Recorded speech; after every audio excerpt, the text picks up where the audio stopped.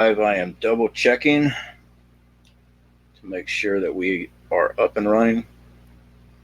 If you guys can hear and see us, please let us know.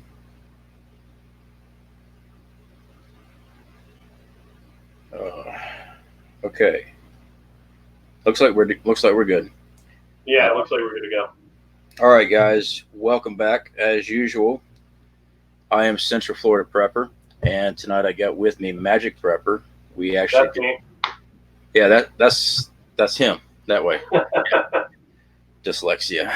Um, he was actually the first other YouTube creator and also prepper that was actually able to do a collaboration video with. And of course, he's part of us, and we always like having him back. So I was able to wrangle him in here. Tonight, I first want to start off with I want to be I want to say thank you to everybody that came from Marfugal TV last night and subscribed also this morning to the channel. You guys really helped me out a lot.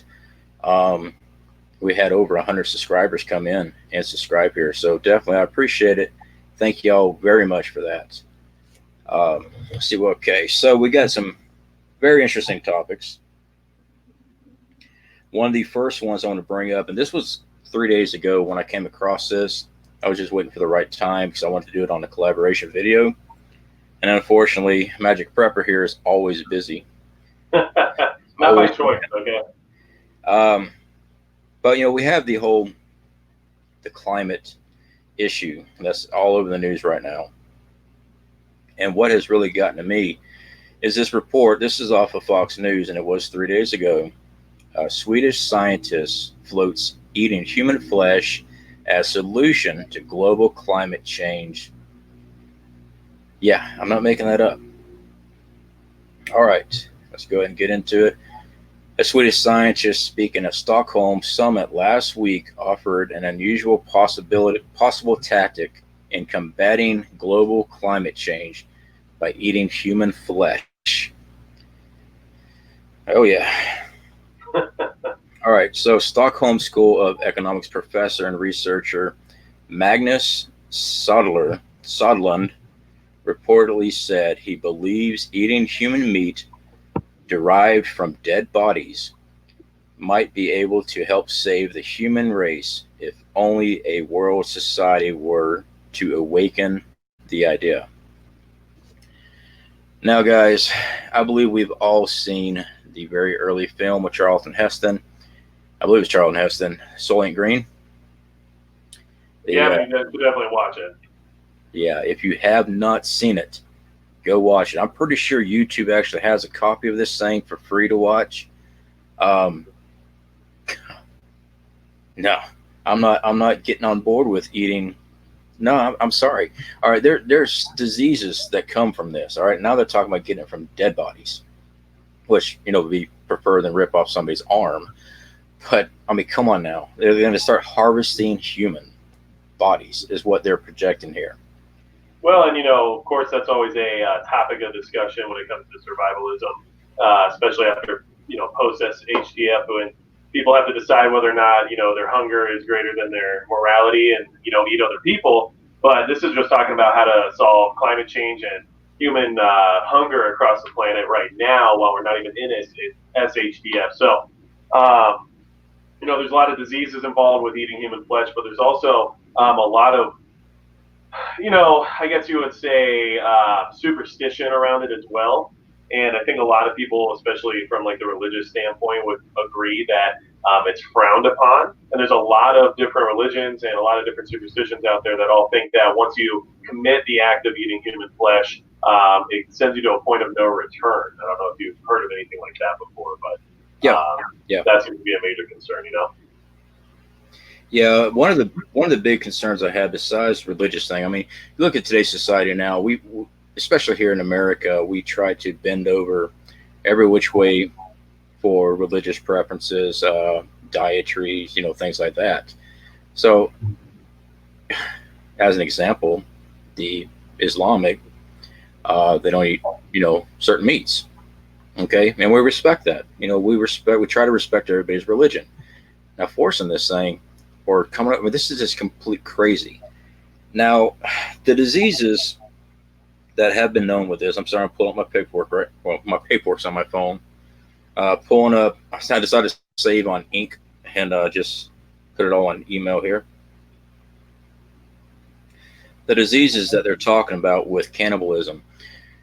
For years, I've heard many different stories about how bad cannibalism is. You know, it's going to mess up your brain and things like that.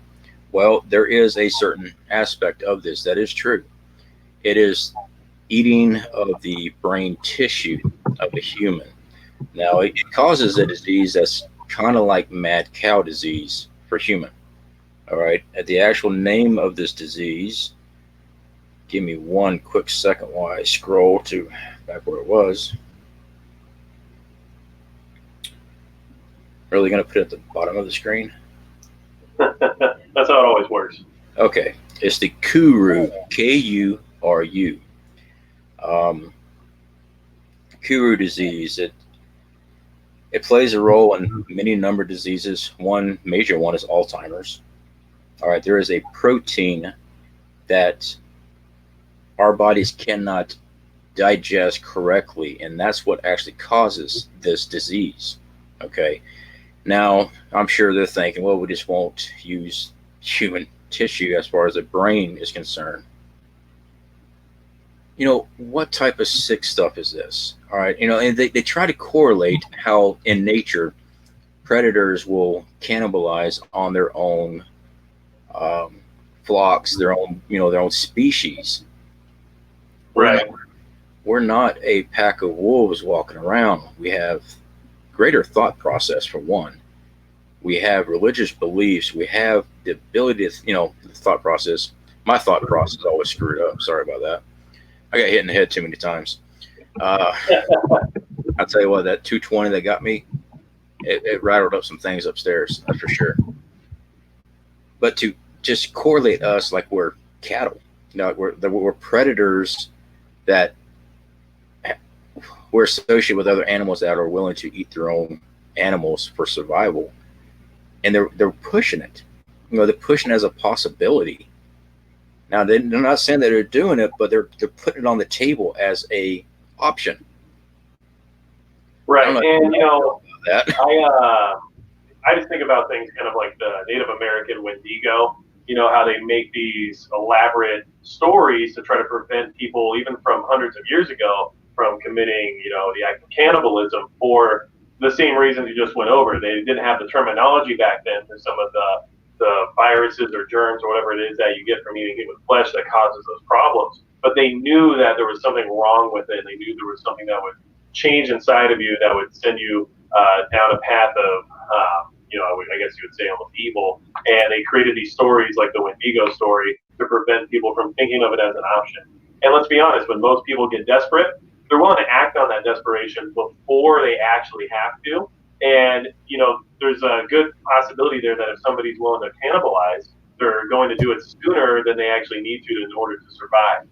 Because once, you know, you've committed that act in the past, there's no reason not to do it again. So you kind of got to do as much as you can to deter people from, you know, going out there and trying to involve themselves in that kind of an action, and then, you know, letting them feel like it's a normal thing for them to do. And this is one of those things where if we introduce it now, when we're not living in SHTF and when we're having a normal day in society, there's no reason when things get bad that people won't immediately turn around and start looking at their neighbors as if they're, you know, the next night's dinner. Yeah, absolutely. I popped it up here on the screen here. Bruise, it has to be able to pass the brain-blood barrier. If it can't, it will cause grave health issues, blood clots, aneurysm, etc. Yeah, I am definitely not a medical guy, but from what I'm reading, this protein, we can't process this thing. It causes a lot of problem. Now that is with what they're saying now is it's just the brain tissue. So if they're hitting around, as long as we don't eat each other's brains like zombies. Really? I mean, come on. So well, you know, it's climate change. It's worth it. Eating people's worth it. Okay, it's for the planet. yeah, it's for the planet. But now, you know, we have seen history where the climate has shifted, the climate has changed multiple times throughout Earth's history. This is nothing new. All right, now, have we sped up the process with burning fossil fuels? Yeah, quite possibly, but it's nothing new. Stopping and not eating cows because we no longer do agricultural and farm. We're not doing cattle and livestock anymore. Is not going to stop what's coming. Okay, it's No. just it's happened before. It's happened multiple times, and it's like someone opened up the door to the loony bin and gave them all a microphone and said, "Hey, head out there and let everybody know what you think, and you are a hero for freaking everybody out." Right, right. And it's supposed to be that two birds, one stone solution, right? Well, if we start eating people, it helps world population and world hunger at the same time. But I mean, that seems like something a fourth grader could come up with if we asked them how to solve it, right? And instead, these scientists are starting to put together a equation that is hard to argue, basically, and then push it out there. And I think like what Bruce Me Not is saying, they're trying to diminish the value of human life. If they can keep propaganda, rolling that basically tries to say that human life isn't worth as much as what we like to think it is, then, eventually, allow for more of these kinds of actions in the future because people won't really be that upset if, humans are the ones who are paying the price. Yeah. And where's that going to progress to? All right, let's just say that let's just say, for argument's sake, that they actually move forward with harvesting flesh from dead bodies to eat. I don't know how they're going to do it. I don't know if they're going to do the whole Soylent Green, where it's nice little smoothie for everybody, or a paste, or if it's just going to be a big old barbecue. I would like to think of it as pesto. That's what I thought of it as. But Yeah. So what's next? I mean, are they going to start moving on down the line to criminals that are still alive? Go ahead and put them down so that they could actually keep the food population going. Lottery winners, the poor communities. Well, you're nothing to us. You're not contributing, so you're slated for food. Yep. Now, I know that might sound way out there, but so is this option that they're putting on the table as an idea. I mean, I never would have thought would have come directly to that, and it hasn't even hit the fan yet. And now they're weighing the option out as a possibility. And for me, I guess one of the things that is good to have come out of this conversation is the idea that now is kind of a good time to decide if that's something that you'd ever be willing to do. And I know that in those moments, it's hard for us to say how we would act if something was happening where we were starving to death. But there's a lot of people out there that will even admit right now that, yeah, if I was starving to death, I'd eat another person. So if there's that many people out there right now willing to do that, and as you've seen in different scenarios, like when that, a soccer team crashed in Peru or something like that, and they had to eat each other, that's just going to show you how things are going to amplify when there is an SHTF scenario. And, as preppers, one of the reasons why we put food away and why we do all the stockpiling is because, at least from my family and I, we've decided we really just don't want to have to eat people. And if we can avoid that, that'd be great. But it is unfortunate, about the amount of people out there who, instead of prepping, will literally just admit that they're fine with eating humans at this point in time. Yeah. Okay, so right fast before we move on to a different topic, guys, I want to get your thoughts, comments, and things like that, and here in the chat. Like I try to do with all the live streams that we do, I try to catch your comments and questions, and I got Magic Prepper here with me to help answer some of these things. If you got questions about it, or you got something to say about it, please definitely put it in the chat box for us so we can discuss it. I mean, this is ridiculous. And again, guys, that was a report off of Fox News 3 days ago is when I first came across that. I am checking the comments right now. We do have Ravenwood here. And by the way, Ravenwood, I do appreciate you coming in and hanging out with us tonight, all the way across the pond there.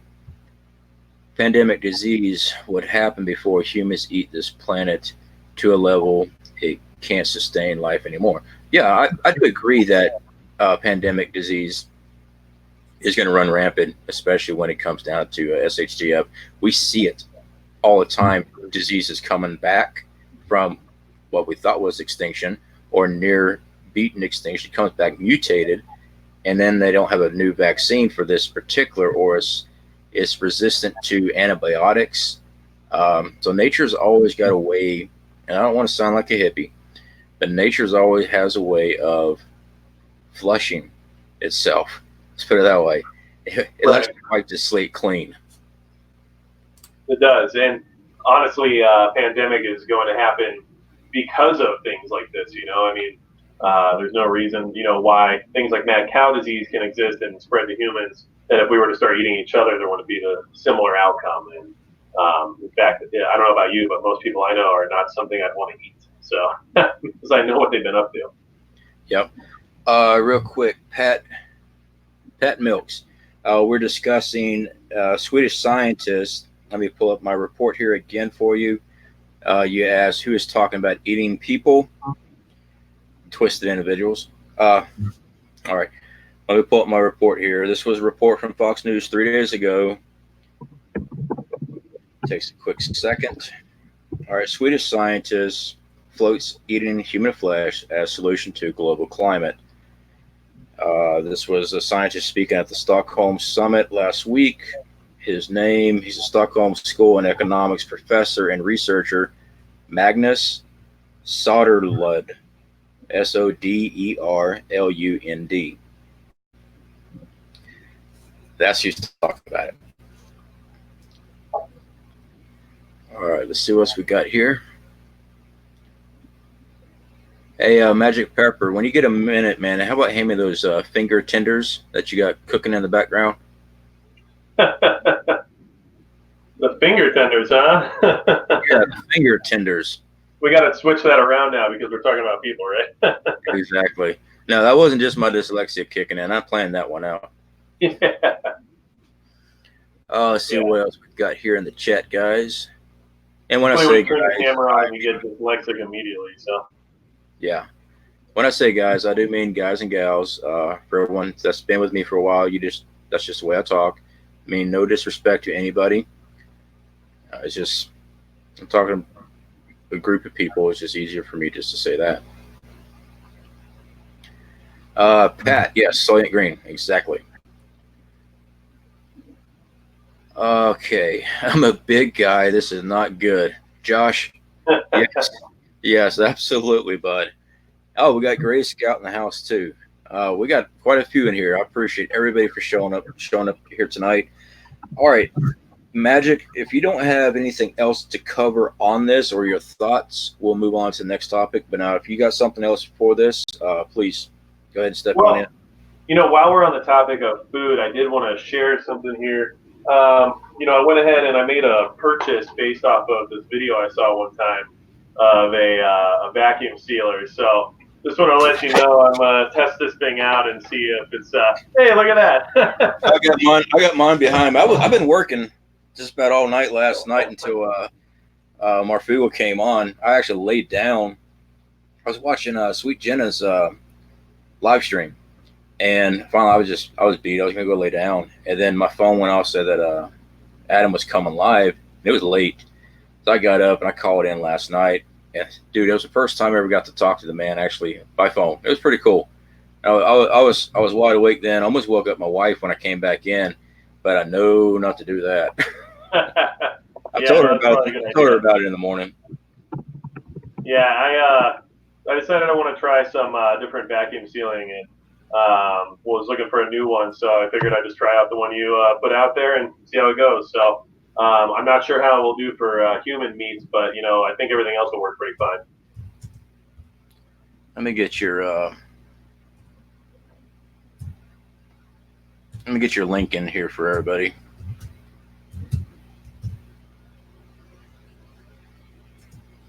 Right, fast. Oh, I did not mean to hit my microphone. I do apologize. Multitasking, very dangerous thing for me to do. All right, now that should come up there for y'all. That is Magic Prepper's link for his YouTube channel. Again, guys, that is we first, that was with Magic Prepper, was my first collaboration video actually on YouTube, and he did all the work. So I didn't know how to do the live stream. I didn't have the capabilities at the time. We were doing Skype, recording each other. I sent him all my files. He spent like, I don't know how many hours editing, sending it to me so we could both upload. And yeah, it was a mess, guys. I mean, it turned out good, but it was Well, a mess we were to trying things out for the first time, so I think it went as well as it could. And, we both started our channels at just about the same exact amount of time. Yours was like in March, right? Yeah, it was at the end of March. It's right before April. It's a couple days before April. Yeah, and I created the channel in March, but I didn't start uploading videos until April. So it was a good time to get started. Apparently, we started to make some good bonds between other prepper channels in the meantime. So absolutely, definitely good stuff. We've got Manifestation of Imagination. Hey, how's it going? I'm glad that you are back, where you can actually start doing some more videos for us since you've been gone working all the time. You're about as bad as Magic Prepper, always working. People like having to go to work, 7 hours, 7 days a week, 12, 14 hours a day. Man. It's like prepping's expensive or something. I'm not sure why I have to keep working so much, but yeah. All right, guys. So let's go ahead and get into this the Fukushima topic. I'm not seeing much about anything else there. Have you guys known each other before YouTube? Mondak Living? No, actually, we met. I forget whose channel it was I come across you on, and we just started talking, and we were both very low. I think I may have had 10 subscribers at the time. So yeah, it's from the beginning. I think it was like just due to comments on another video, and then checking each other's pages out. So and that's why it's so good to be on this platform, because people can network that would otherwise never have met. And just in case nobody knows on here, I actually grew up in Florida, so we had that kind of connection as well, because I know the whole area and everything like that. So I feel the pain when it comes to the hurricanes anyway. Yeah. Manifestation of Imagination, one with Praxis. Actually, that's where I met Manifestation. Was on one of Praxis Prepper's video live streams. That's where I met him first. Okay, yes, young Fukushima fish. All right, let's go get this topic right fast. I'm gonna pull it up. Now, there's multiple MSM, that are covering this right now. I just pulled from the Guardian day before yesterday. Fukushima, Japan will have to dump radioactive water in Pacific, minister says. More than 1 million tons of contaminated water lies in storage, but power company says it will run out of space by 2022. Now, what are they talking about? Well, when those reactors, when they have those meltdowns, they've been pumping water in these things and capturing the water to keep those reactors cool. They've been storing it. I forgot exactly how much a day they've been having to pump. Maybe it's a lot. All right. Well, now they're running out of room for it, and what they're projecting, what they're offering to do, I guess, kind of threatening to do, is dump this in the Pacific to free up space. Now, this water is still radioactive. All right. Yeah. It's not. Now they sit there and say now, oh, it's safe because it'll dilute in the seawater. It'll be fine. Really, if it was going to be fine, why did y'all capture it to begin with? Why didn't y'all just pump it cool down and let it flush out? Right. I don't believe it. I know they have some of the water does actually flush out into the ocean already. So what they're talking about is just what's in the tanks that they're still trying to maintain, and it's just a huge disaster that doesn't get enough coverage technically. I mean, we're talking about something that happened in 2011. So 8 years down the road, it's still literally pumping radiation out into the environment, and we're just kind of waiting to see what happens at this point. It's kind of like a huge version of that BP oil spill back in the day that we all kind of watched for a while and stopped caring about, but it was still dumping oil. Except for this is the worst kind of oil you can put into the water. And I'm not gonna lie, this whole thing kind of, uh, you know, kind of freaks me out a little bit because I'm pretty sure this is exactly how the Godzilla movies start. So, that's not really something I'm prepping for is giant lizard monsters, but if I have to, I'll figure it out. Yeah, I think they were detonating atomic weaponry for the Godzilla there. Yeah. Well, now I do know that they spent, and it's actually here the actual how much they spend. The government spent 34.5 billion yen, which is 260 million, to build a frozen underground wall to prevent groundwater reaching the three damaged reactor buildings. The wall, however, has succeeded only in reducing the flow of groundwater from about 500 tons a day to 100 tons a day. So this stuff is still getting in there, the groundwater there.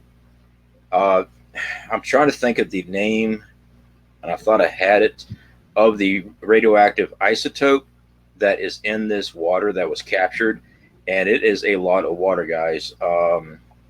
They have more than 1 million tons of contaminated water is held in almost 1,000 tanks at the Fukushima site. That's a lot of water. All right, a gallon of water weighs about 8 pounds, a shy over, I believe. Now this, okay, here it is. Here it is. TEPCO has attempted to remove most radionuclides from the excess water, but the technology does not exist to rid the water of tritium, a radioactive isotope of hydrogen. Coastal nuclear plants commonly dump water that contains tritium into the ocean. It occurs in minute amounts in nature. We're talking 1 million tons of contaminated water in the Pacific. Now, everybody that's around there, I mean, they're still trying to rebuild the fishing industry around that area. South Korea is ticked off over this whole idea because, that their big fisher area, that whole area there relies on seafood as a huge part of their food and economy. Now, they're just now starting to try, rebuild a huge amount of their economics on this. They dump all this, it's done. I mean, the theory that is gonna dilute. But all right, if you just this little science experiment, remember 5th grade when you're dripping food coloring in a glass of water. All right, just an example. Where's the concentrated blast of that coloring that you can actually see? Is right when it hits. All right, then it finally fades away. Okay, well, you got 100 million tons being dumped. Where's that concentration going to be at? It's going to be right in the area of all these islands, Japan, all that section there. Sure, over a course of several months to a year, it may dilute away, but to begin with, it's going to be devastating. And I can't believe that they're actually going to be trying, and they're thinking about dumping this stuff. I mean, it's causing a lot of problems already too. I mean, we have sharks now that are showing up with tumors, and in the past they've been thought to be immune to cancer. We also have rain that's coming onto the West Coast over in Washington and Oregon that is having spikes in radiation due to all the water that's coming out of the ocean, going into the water cycle, of course, evaporating and then raining on our land with radioactive rain. So if sharks are starting to develop cancer, which has never happened before, and if the rain is getting all the way to the West Coast that's bringing radiation with it, then it's really only a matter of time before it starts adversely affecting anybody that comes in contact with it. And obviously we know there's some huge population centers on the West Coast of this country. So I can only imagine what it's going to do to their water supply and what it's going to do to their food supply. And, when people are exposed to high levels of radiation, they become radioactive, which therefore makes anyone else nearby them exposed to radiation. So imagine what the fishing industry bringing into the ports and harbors over in places like San Francisco or Oakland, when those radioactive fish are finally coming out of the water at a level that actually is dangerous, then everyone who comes in contact with those fish become radiated as well. And it's just a matter of time until it starts to actually hurt people to the point where we have to actually talk about it. Yeah. Sir, I'm trying to get my email out here. Oh, whoops. I misspelt. Sorry. Ignore that last, you know what, I can actually remove that. If you go to my About section on the channel, my email address is there, is centralfloridaprepper at hotmail.com. Gmail is a different account. So centralfloridaprepper at hotmail.com. And that's underneath my About section on the channel. It's got my email there for contact information. I saw someone asking about my email address.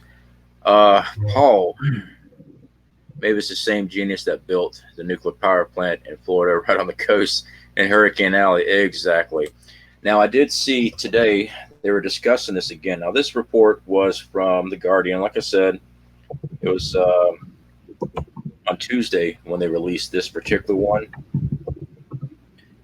But I did go ahead and pull up. They're talking about some are wanting to get rid of the nuclear sites on Japan. Probably not a bad idea. I mean, they're quoting that they don't know when the next big earthquake is going to happen, and they don't want another disaster like this. Will that happen? Probably not. But let me go and pull up the report here. Bear with me, guys. Takes me a second. All right. Now, this is from the Business Insider. And I'm sorry, it was actually yesterday when this report came out. Fukushima is running out of space to store contaminated water. And again, only option is to dump it in the ocean. Let me go and pull up where they're talking about getting rid of this stuff. All right, so March 2011 is when it was hit by the earthquake. Holds more than 1 million tons of contaminated water. I did read this earlier, guys, so I just got to find the spot again.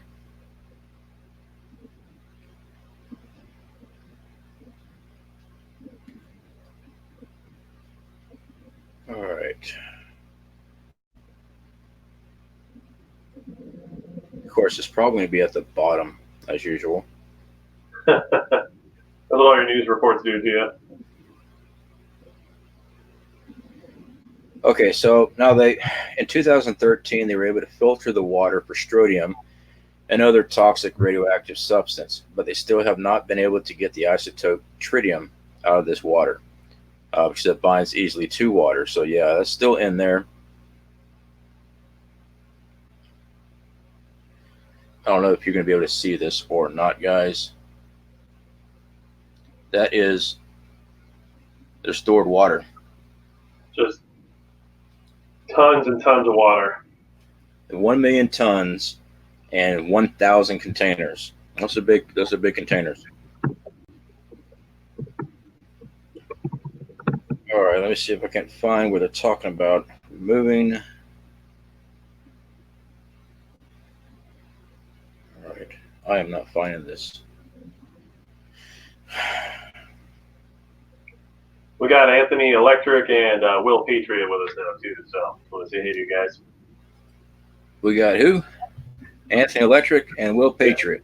Yep. Right on. I bet you Anthony Electric could figure out a way to filter this stuff out using electricity. You can probably turn it back into electricity.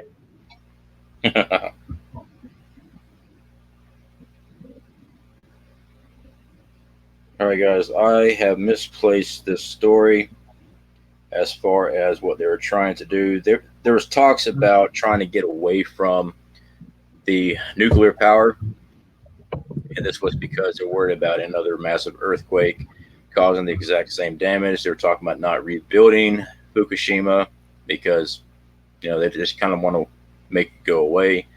But now they are also, the other side of this, still wants the nuclear power plant because they want to have like 30% of their power coming from nuclear power by 2030, which as of right now, they're nowhere even close to that. So they're kind of fighting over each other on who's going to get the okay. I know, are they going to get rid of it or are they going to continue to build? And they make a good point. They don't know when the next one's going to be. They've already got hit with a hard one. If another one comes right now, Fukushima's done. Right? They're not going to be able to get out there. All that water and storage, that's going to be washed into the ocean. I mean, it's a time ticker going, okay? So I'm not trying to be against nuclear power. Don't get me wrong on that.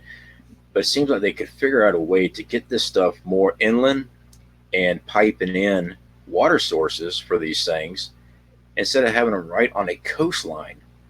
If I remember correctly, Fukushima was like 170 yards from the ocean. Are you freaking crazy? It's pretty close, yeah. And you would think not even for the fact of natural disasters, but even as like a military target, you would be worried about having something like that so easily exposed, you know? I'm checking the chat right now, guys.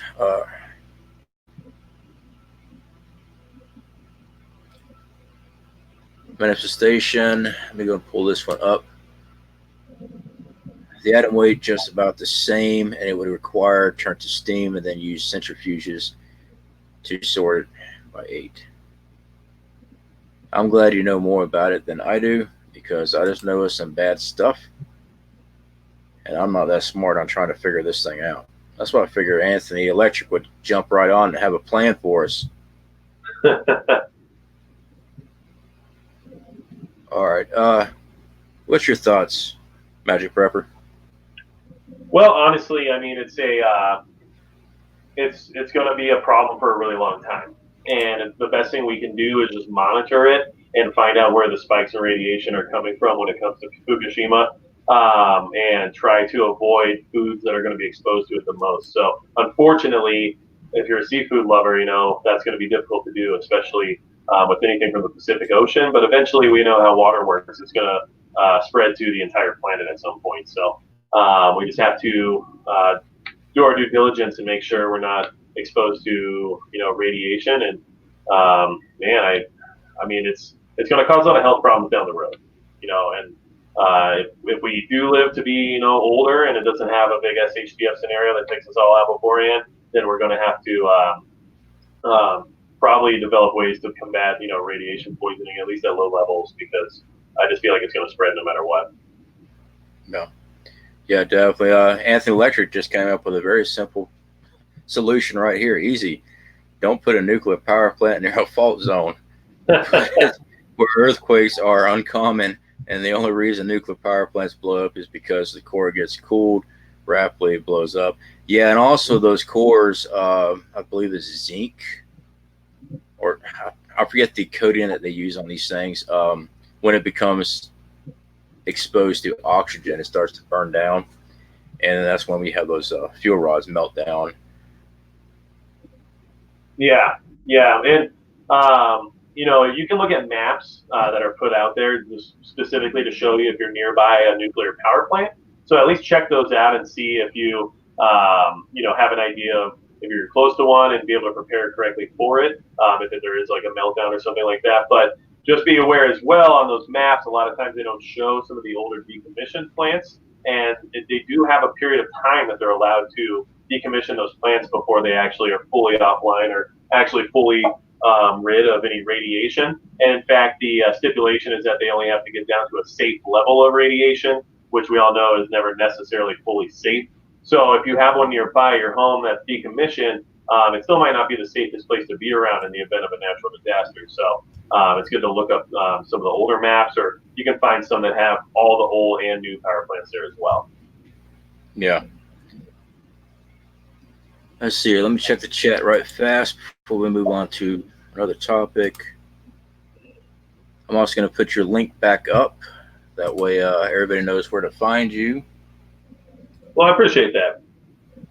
I'll put your link up, but I think they know where to find you already. you owe me. Next time you do a live stream, you got to have me over there.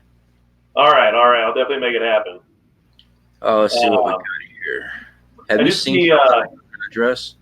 Yeah, I saw Clint Eastwood was asking a question about food shortages. Wanted to know about like the shortages, the prices, and when he thinks it'll affect our pockets.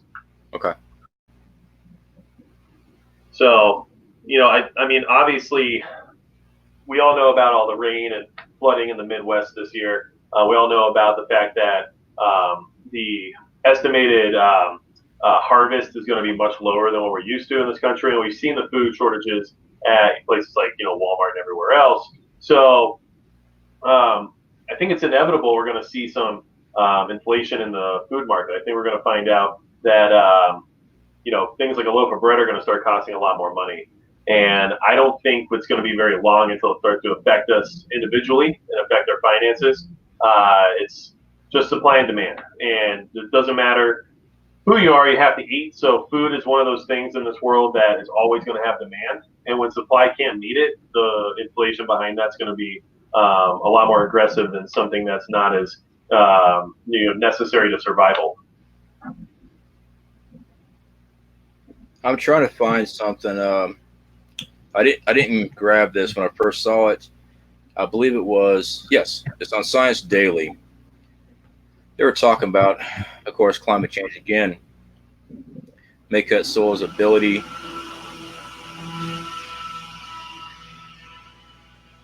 I don't know if you heard that. Was that a drone? CIA drone, maybe? I think it's some moron. But anyway, it probably is. Okay, climate change may cut soil's ability to absorb water. This was yesterday on the 19th when this came out. Source was Rutgers University, and again, this is Science Daily. It is talking about the effects that climate change is having on the soil, where it's not able to absorb water and get it down into the groundwater supply. Now, this is my tinfoil moment on this, guys. I need to go get my hat. With the aerosol spraying that's going on, there's been so many cases where they have been testing the soil and they're finding aluminum, beryllium, they're finding all these different chemicals. Well, barium, yeah, on the soil, it's not going to let water pass. So I'm not buying that this is the climate change issue. I believe this is a byproduct of these aerosols, and I'm trying to be careful how I call it, because of what has been found in the grounds and in trees that have died when they've tested the bark, of the tree when the bark falls off the actual wood, and they're finding the stuff embedded in it. So yeah, I'm not buying the whole, well, it's just because the climate's changed. It's being manipulated. It's what right. I believe. Well, we have a local storm chaser team out here that keeps everybody updated on the weather quite a bit. It's a lot of times more accurate than the actual weather station is, because these people actually are out in the field and they know what they're talking about. And one of the things they constantly bring up is all the cloud seeding and how all these tax dollars are spent on cloud seeding every year, and there's literally no statistics or proof that it actually helps or changes the weather or cloud formations in any way, other than the fact that they just keep doing it, and things seem to be different than they used to be. But they can't prove that it's actually worth doing, and yet they just keep doing it. So even if the reasoning behind it's not as nefarious as a lot of us like to imagine, the basic idea that they're out there cloud seeding is kind of crazy to begin with. Let's be honest, Yeah, and so the reason I brought that up is because of crops. All right. Yeah, we do know that there's going to be a crop shortage. I have a lot of contacts in the Walmart community as far as employees and deliveries, and they're telling me, and plus I got connections that are out in the Midwest, farmers that have sent me photos and talking to me about their crops and how much damage they have, how bad the soil is now, the projections that were given that the not USGA, is that right? The agriculture department released, saying that we're had this high percentage. They're all screaming this completely wrong. So yeah, we are definitely going to see it. And now that they're talking about how water is not going to be able to get down to the groundwater, the rain's not going to be able to get down there, that's going to be another huge issue. We're going to have to be MacGyvering a lot of things. We're going to have to be coming up with ideas for irrigation and all that stuff. A lot more than what we already have now, just to make it work. But I did see Will Patriot's comment there. We're all screwed on about 17 different levels. Just my opinion. I agree with your opinion. Well, it's one of those things too. You have to always kind of play devil's advocate, and you have to kind of look at the other side of the coin, because you never really know what's going on out there, and there's always some kind of an ulterior motive, right? And in this situation, you have to remember there's been this huge backlash against companies like Monsanto for having all these GMOs and being a monopoly over the food supply, and how convenient that these, farmers are being decimated. And I wouldn't be surprised to find a giant corporation like Monsanto swoop in to save the day and say, man, good thing we had all these genetically modified food groups to produce and show you guys, here you go. We can actually still give you guys all the food you need, but it's only Monsanto food that's available now. So, I mean, I guess that's just the negative side of me coming out, but I always have to look at things from that viewpoint as well, I feel like. Yeah. This comment here, Josh, I do want to get back to this comment. I am actually going to, because it kind of goes into what we're going to talk about here in a minute. As soon as I get my screen to work with me here, I just zip by the chat.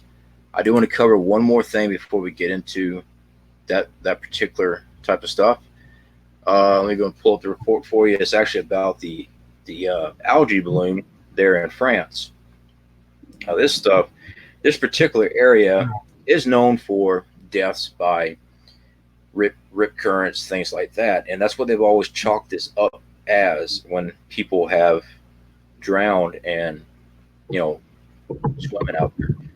Let me pull up this report for you guys.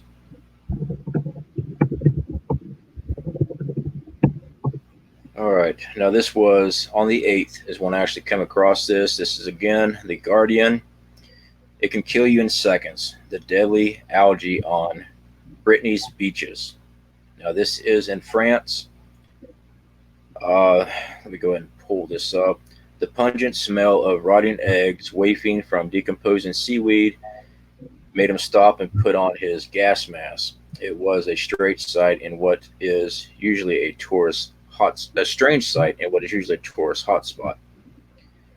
All right, this is on a well-known French coastal known as the killer slime. For decades, potential lethal green algae have amassed in shallow bays on Brittany's beautiful northwestern coast. Environmentalists say the blossoming of unusual large amount of green algae are linked to nitrates in fertilizers and waste from region-intense pigs, poultry, dairy farming flowing into the river system and entering the sea. When the algae decomposes, pockets of toxic gas is trapped under its crust, potentially fatal to humans if they step on it. It could kill you in seconds. Olivier, I probably messed up that name, said as he took out a gas reader to monitor levels for his environmental campaign group. Now, they're hinting around that these swimmers, and they do have a bad rip current in that area, that these swimmers are disturbing these algae and releasing this gas, and that is actually what's taking them out and making, they're drowning because they're getting gassed. And it's just another thing. That's straight agricultural pollutions that are just going in. I mean, we got not far from me Lake Apopka, and for a very long time that was one of my go-to bug out water sources if things happened. The more I researched that lake, actually one of my subscribers here had warned me about it. I believe it was Dawn had warned me about that thing. They said it's full of pollution, because I'm not from this area. I've only lived here for a couple years. And the more research into it, yeah, it's highly polluted from farm fertilizers and waste. And it's a huge lake. So yeah, it's a dangerous world out there. Yeah. No, and you can't even just go swimming nowadays without the idea of possibly dying from it. There's the blue algae blooms that's going on. Then we also have the flesh-eating bacteria, and then there's all kinds of contaminants in the water. And if you want to circle that back to Fukushima, I mean, it's also radioactive. So it's kind of getting crazy. I mean, growing up, I used to swim in, some of the grossest water bodies there are in Florida. If you haven't been a freshwater source in Florida, it's just gross. I'm not gonna lie to you, but it's still cleaner than than it is now because we didn't die from just taking a dip back then. And it's kind of crazy that we're getting to that point where it's happening pretty frequently. I think that's a mosquito truck I keep hearing. Looks like I see Flash. He has made it tonight. And I actually saw a couple more. And we got 35 people in here tonight, which is awesome. Yeah. Thanks, everybody, for coming. Denise in here. Good to see you. And sorry, guys, I am trying to watch this chat while we are talking so I can get y'all's questions in here, too. So as long as you bear with me, we'll be all right. If not, just start yelling at your computer to monitor or cell phone, hopefully in a public place. And you'll be rewarded with a trophy from the nearest crazy next to you. All right, let's see what we've got here.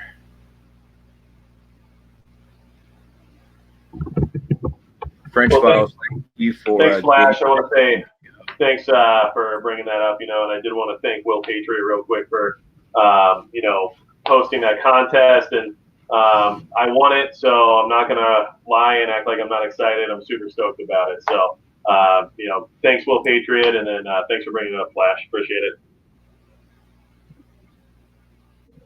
Wait, did you just thank Flash for something? Yeah. Well, he wasn't first tonight, so I have to make him feel good still, Yeah, well, Flash, you just earned your trip to the corner. Okay, so let's go ahead and see if I got anything else right here, or we might go ahead and pick up on the topics that you were discussing that we will talk about yesterday.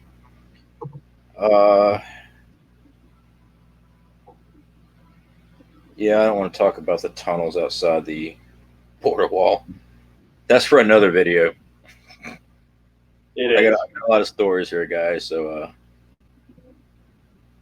just go ahead and take off their Magic Prepper on something. Okay. Well, one of the things that came to my attention recently was there was another news report on mainstream media about potential of an EMP. And I just find it interesting that they keep bringing it up over and over and over again. It's on the front page, 4 or 5 stories down. And it's never about an actual event. It's always about the possibility of it happening and, what might happen afterward, or, what would be affected by it, or what people should do to prepare for it. And I, firmly believe in the idea and concept of predictive programming. I think that it's something that we all know has existed in the past. I also feel like, most of our news outlets are definitely pushing a type of agenda through propaganda. So to have this repeated interaction of, hey, EMP, EMP, EMP, it's almost kind of telegraphing the idea that they have something, up their sleeve that they know is going to happen. And they're just trying to see if, some people out there are actually going to prepare for it, unless there's some kind of weird push for people to invest more of their money into, EMP proofing their houses or building Faraday cages or whatever it might be. But I feel like whenever the news does that, there's got to be some kind of agenda behind it, because I just don't feel like there's enough reasons for it to be a constant reminder on the front page of a mainstream news network. It's just like aliens, they've seen that a lot lately too, where it's, do aliens exist, or are aliens here, or UFO that, UFO this. So, there's got to be some kind of reasoning behind it. So, maybe you guys can, type something down in the chat and let us know, why do you think they keep pushing it out there? I mean, is it to generate clicks because people like us go on the news site and that's one of the stories we like to read, or is it just, to try to sell a bunch of, copper Faraday cages or whatever it is? Or do you think there's a reason why they keep putting it out there and keep trying to remind people that this is a possibility, or is it more of like a telegraph that it's going to happen? Well, right here, I mean, I believe everybody here knows I definitely prep for EMPs and coronal mass ejections. Now, the EMP weaponry is supposedly there. Supposedly we have it in other countries. Any proof? No, I don't have any proof. I just know what science has said about high altitude nuclear weapon explosion. But we do know from history of the Carrington event of 1859. Now, I cannot afford the EMP shield. All the research I have done shows that this is a very good product that I've seen. I get what you're saying about it seems like they're always pushing things. We always have to question mainstream, all right, because there's always an agenda behind it. But we do know that the Carrington event was an actual real event. I watch the solar ham every day when I get up. I go ahead and check, see what was going on the night before, what they're projecting, just so I can have some understanding, keep an eye out for things.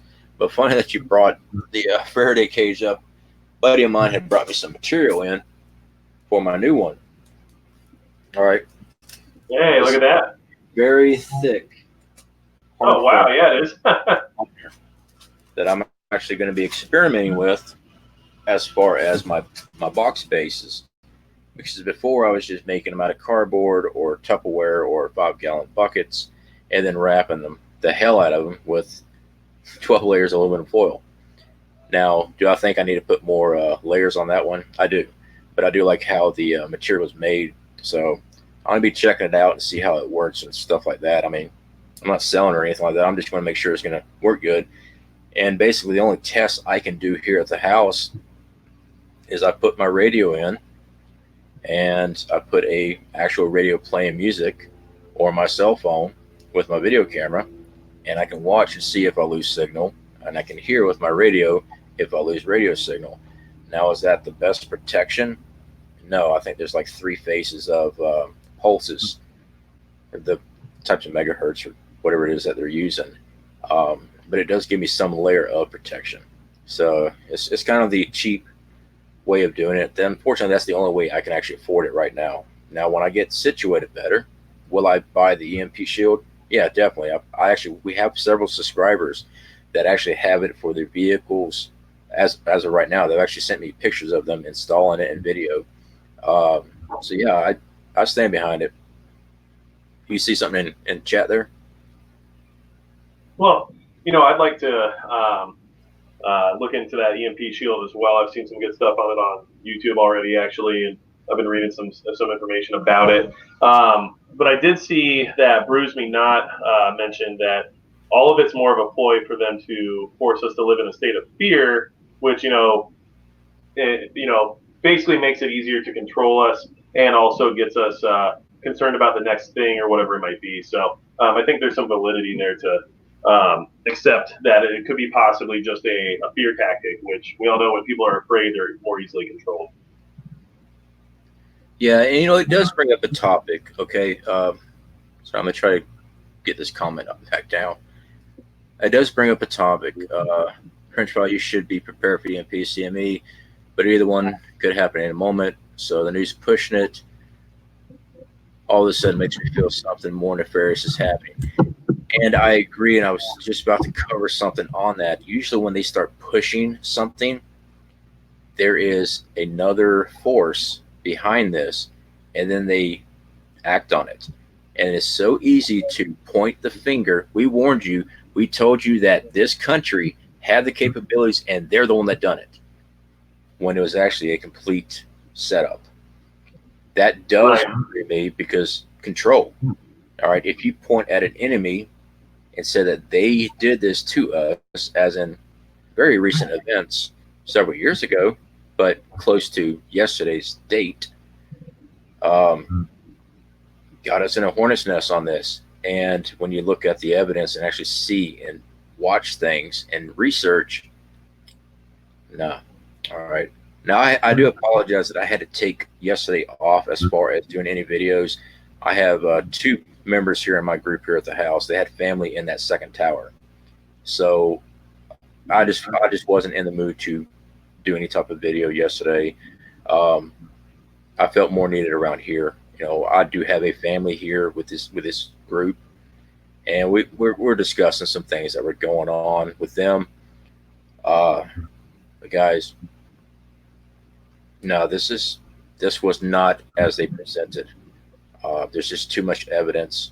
I mean, you can look at a basic demolition charge in Vegas that they do all the time to tear down old casino buildings, and that's they do that all the time, and then mock it up next to these towers, mock it up to Building 7, and the whole plane in the Pentagon.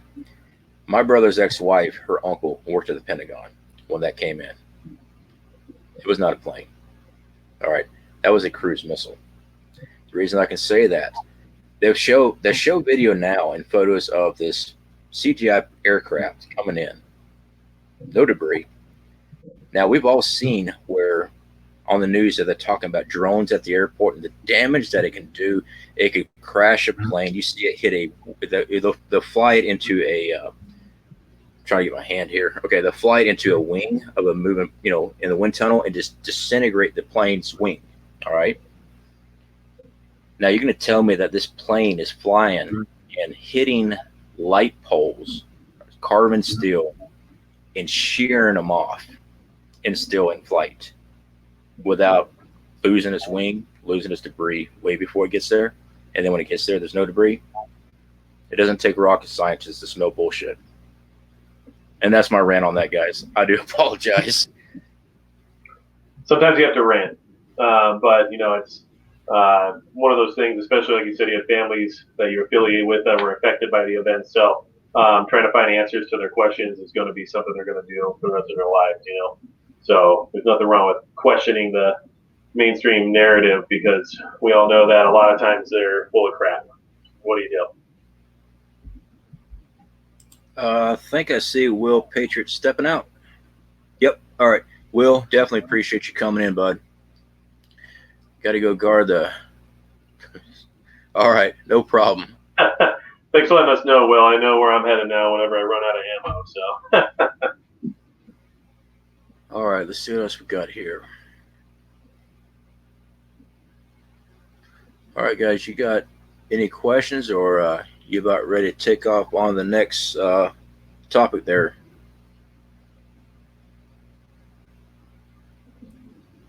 Well,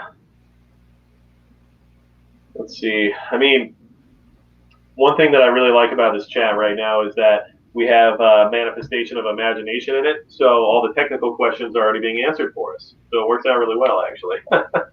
Yeah, exactly. You know what? And I need to get you on my channel. I definitely need to get you on my channel there. We have to sit down. Imagination. We need to sit down and schedule some type of video live stream or something. I know you're busy. I've been keeping up with your channel. I know you're busy with work and everything else, but whenever you get free time, definitely contact me on that. Yeah, he's got a lot of really good information, and obviously has a scientific brain that can put together things that exceed my ability with Legos. So, all right. What else you got for us, Magic? I know we had talked about one of the recent events that occurred within our government, and this is obviously something we pay attention to as preppers. We have to kind of know what's going on in the world and prepare for whatever existential crisis there might emerge from any change in the political structure. But they recently let go of John Bolton, right? I just thought that was interesting because, if you guys follow not necessarily politics, but if you just follow government operations, and you understand that John Bolton was brought on because he's this almost iconic war hawk, right? And they brought him on to try to basically fix some of the situations that were going on around the world. And he was recently let go. And my thought on the whole situation was the fact that the coup attempt that they tried to pull off in Venezuela never actually succeeded. And I believe he was the orchestrator behind that. I believe he had an agenda to overthrow the regime in Venezuela in order to tap into what is the world's richest oil deposits basically, and he failed. That whole Juan Guaido thing just didn't work out, and he was behind the entire operation, or I would assume so anyway. And it's just interesting to me that somebody that's like as iconic as him and has as much experience as him was recently just let go, even though he had so much,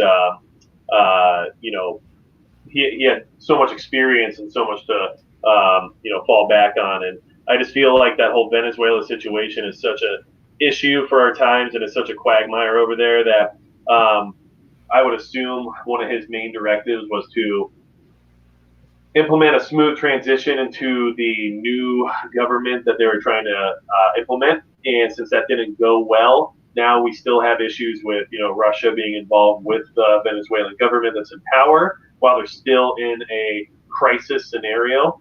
And obviously, I think to create a little bit more safety in our region, the idea was to get somebody that we could ally with into office and try to get that country back to a less aggressive state. But that action was failed, and I don't know. I just don't know what you guys think about that, but I feel like that was probably the main reason behind it.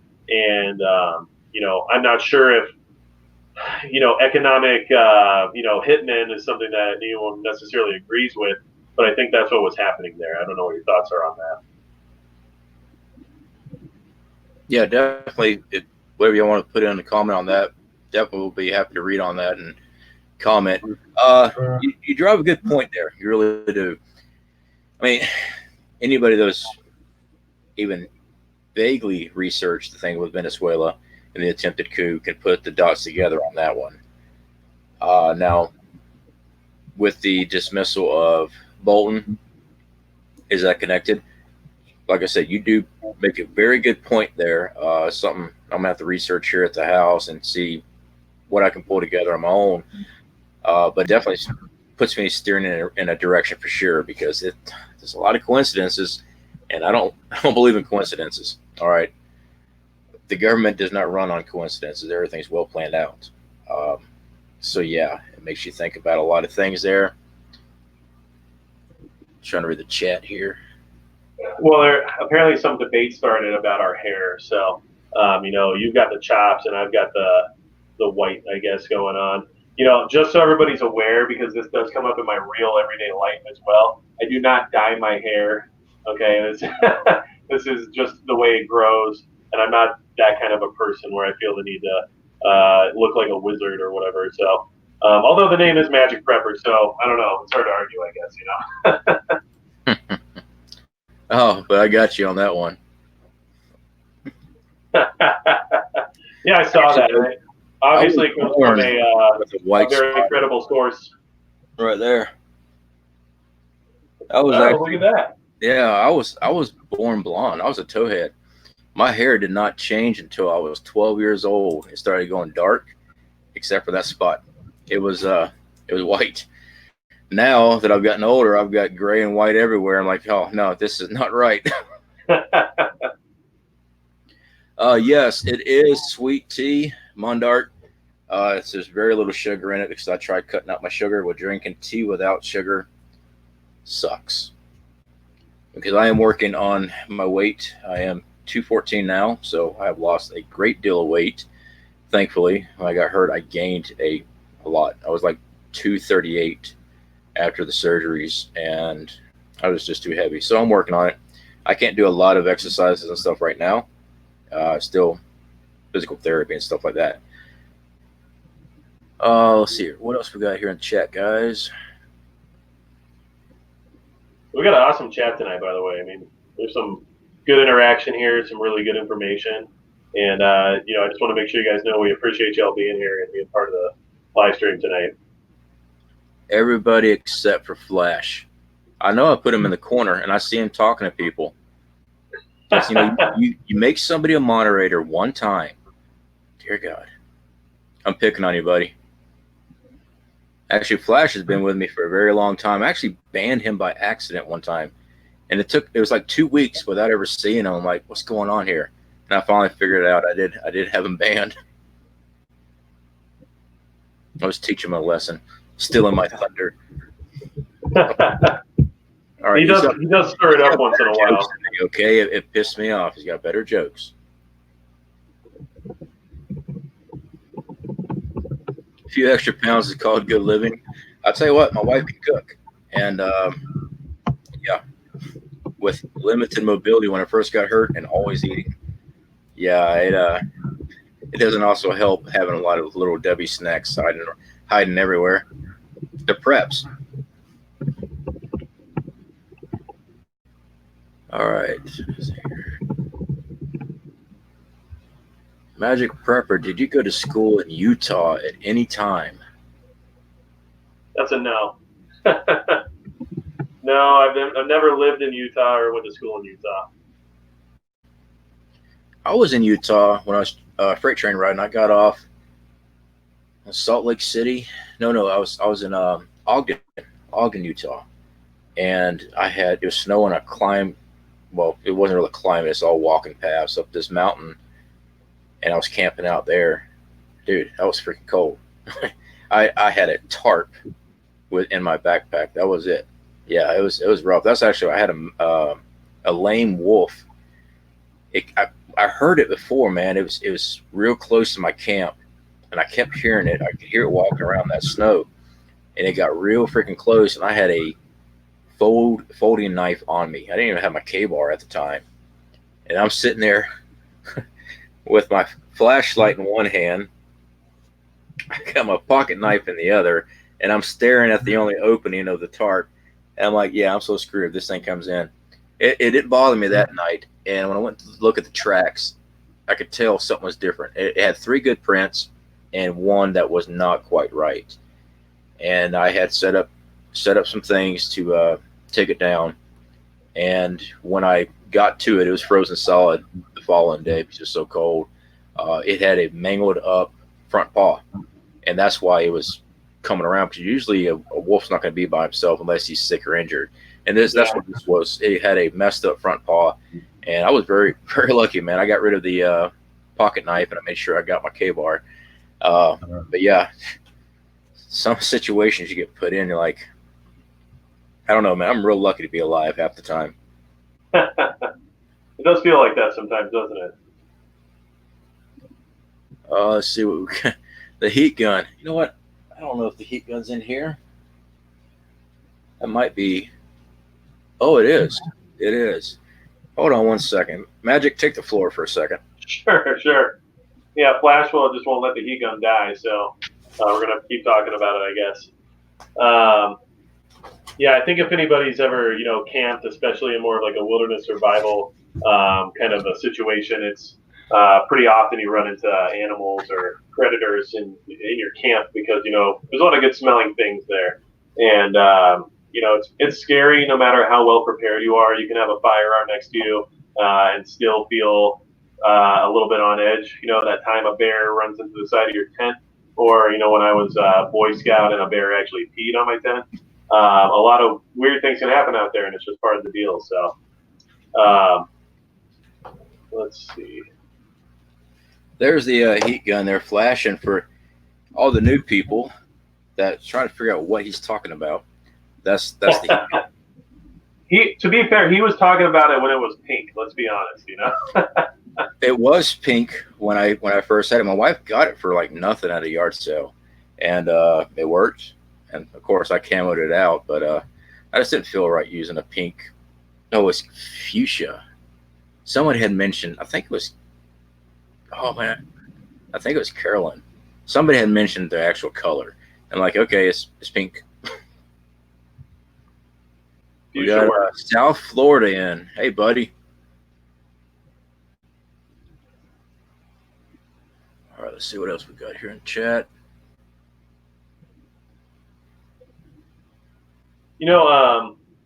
One thing I know we had talked about bringing up was the idea of us all basically being pinned as conspiracy theorists now, and the fact that the federal government is starting to push that moniker of conspiracy theorist into the same realm as domestic terrorism. And I just feel like it's kind of crazy because I'm pretty sure everyone in this chat is going to fall into that category in one way or another at some point. And it's I don't even know if everybody knows about it, but that's the push that's happening right now. Oh yeah, they're going to sit there and they're going to change labels on us. I mean, anything that goes against their narrative agendas, if they can't force you to do something, they're going to manipulate the society's outlook on certain situations. I mean, they just label the National Bang Bang Association. Let's try to watch. I'm trying to watch how I say it. San Francisco just labeled them as a domestic tea, and now they turn around and hit them with a lawsuit. All right, but see, it's they're so quick on labeling people just to get an emotional response, and that's what is going to be the big downfall. Is so many people are stuck on emotional response. All right, now when I got my butt in trouble growing up, and many years ago, most of it was done on emotional responses. Now, when I got older and thought situations through, I stopped getting in trouble. All right. Right now, they got a system protecting everything they do and everything they want to happen. Everything is emotional. They prey off the emotion of the public, outcries, all that stuff. Right. Dude, they're just, I don't know. Well, and their powers, their executive powers of prying into our privacy and side skirting some of our rights is a little bit easier to do when they can label us as a certain type of threat, and that's kind of the biggest concern there. There's no reason why they can't look into our history and find out everything they want to know about us, and they can do that anyway, but then they can actually turn around and use it against us in the court of law when they can label us a certain type of person.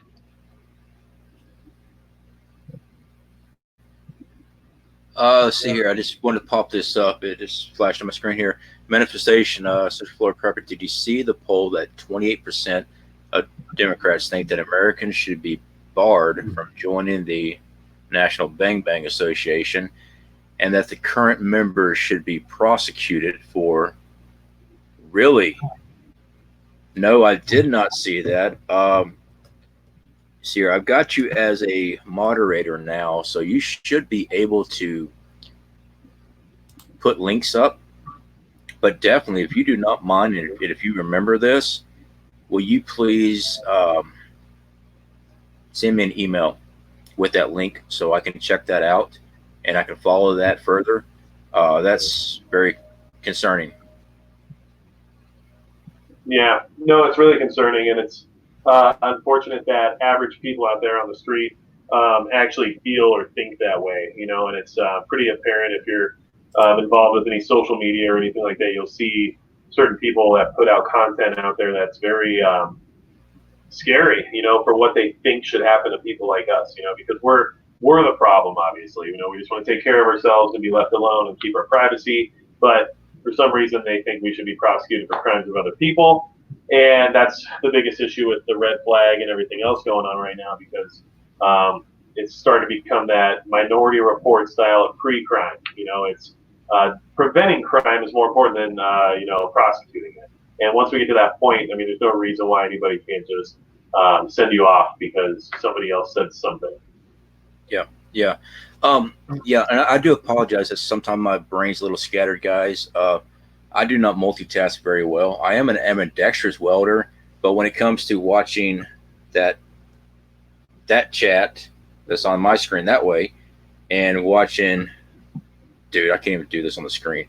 Watching Magic Prepper, listening to him, and I'm watching this screen here with this other screen here. I get a little sidetracked, and I do apologize for that.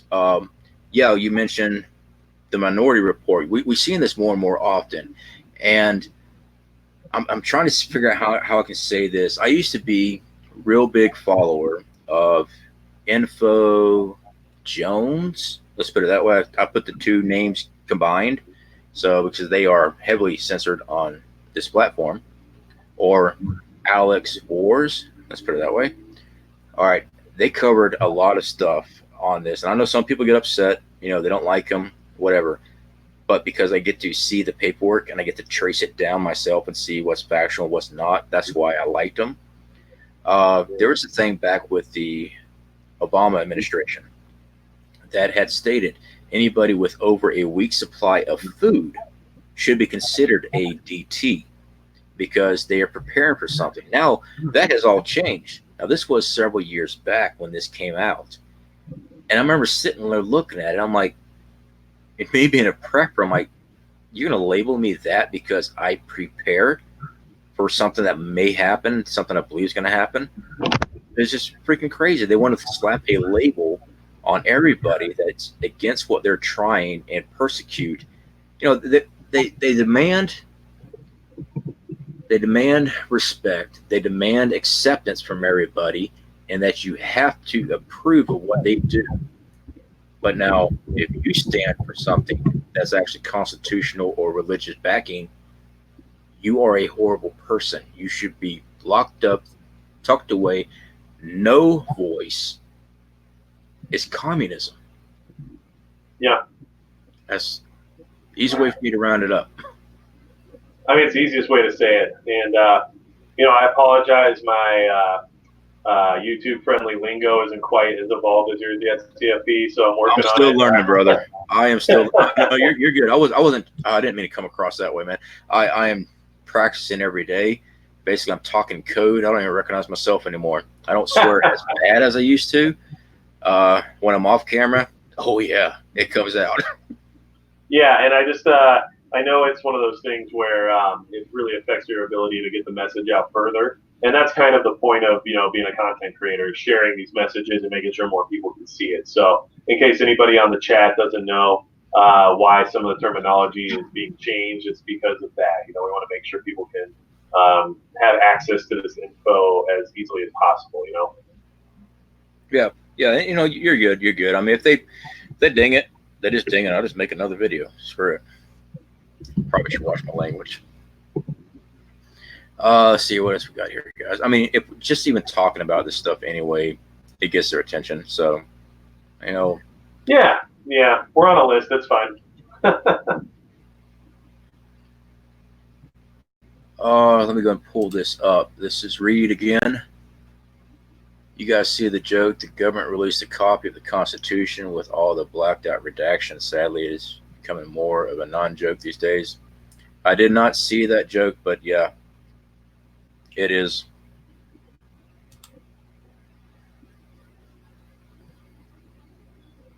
So, you know, we have a few people here in the live stream that are from, you know, different countries. So it sounds like some of the other countries out there actually encourage prepping and are, you know, supportive of it because they like the idea of their people being self-sustainable, I guess.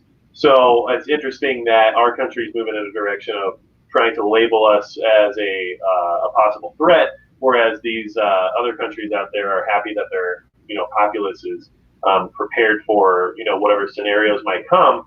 And I think that's how it's supposed to be because the idea of a country is to, you know, maintain and thrive.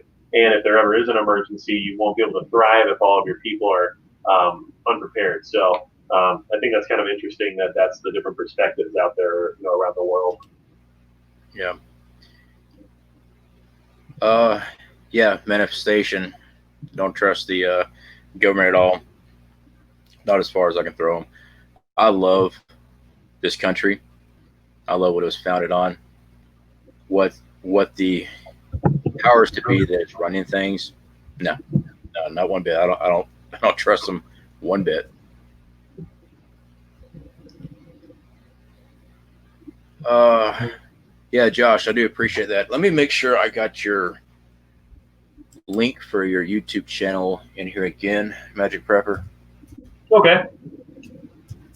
No, I appreciate it. And, you know, it's been a good ride so far in this whole YouTube content creation game that we play. But I honestly don't think I'd be as far as I am without your help, CFP. So I really appreciate that.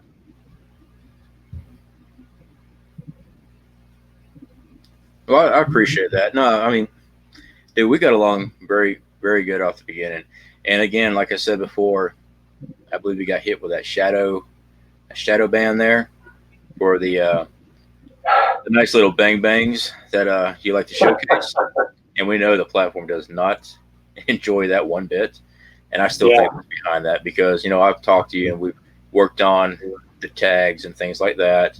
Your channel has really improved massively from when you first started. You know, like mine, oh man, mine sucked. I went ahead and left my old videos up, but dude, it was bad. Yeah, no, it's kind of like a paper trail of like, you know, where you came from. So I also feel like leaving the old content up is a good idea, you know. We just had Midwest Prepper. Hey, what's going on, buddy? I just came in here to thumbs down. Absolutely. It's good to see you. Oh, that's who that troll is. That every video we put out That's is who that is. before it comes out. Wait, you're right. You're not a mod. I need to fix that, bud. Hold on a second. I'll wait for you to pop up here. No, I you saw Kansas Prepper came in you too, are a mod. so thanks for coming by, buddy. Yeah, I thought I made you a mod last time. Yeah. Oh, let's see what we got here, guys. So, you know what? Any topic you guys want to talk about that we haven't covered, please. I've always said that in our live chats. You are more than welcome to put up a topic. If I can answer it, I will.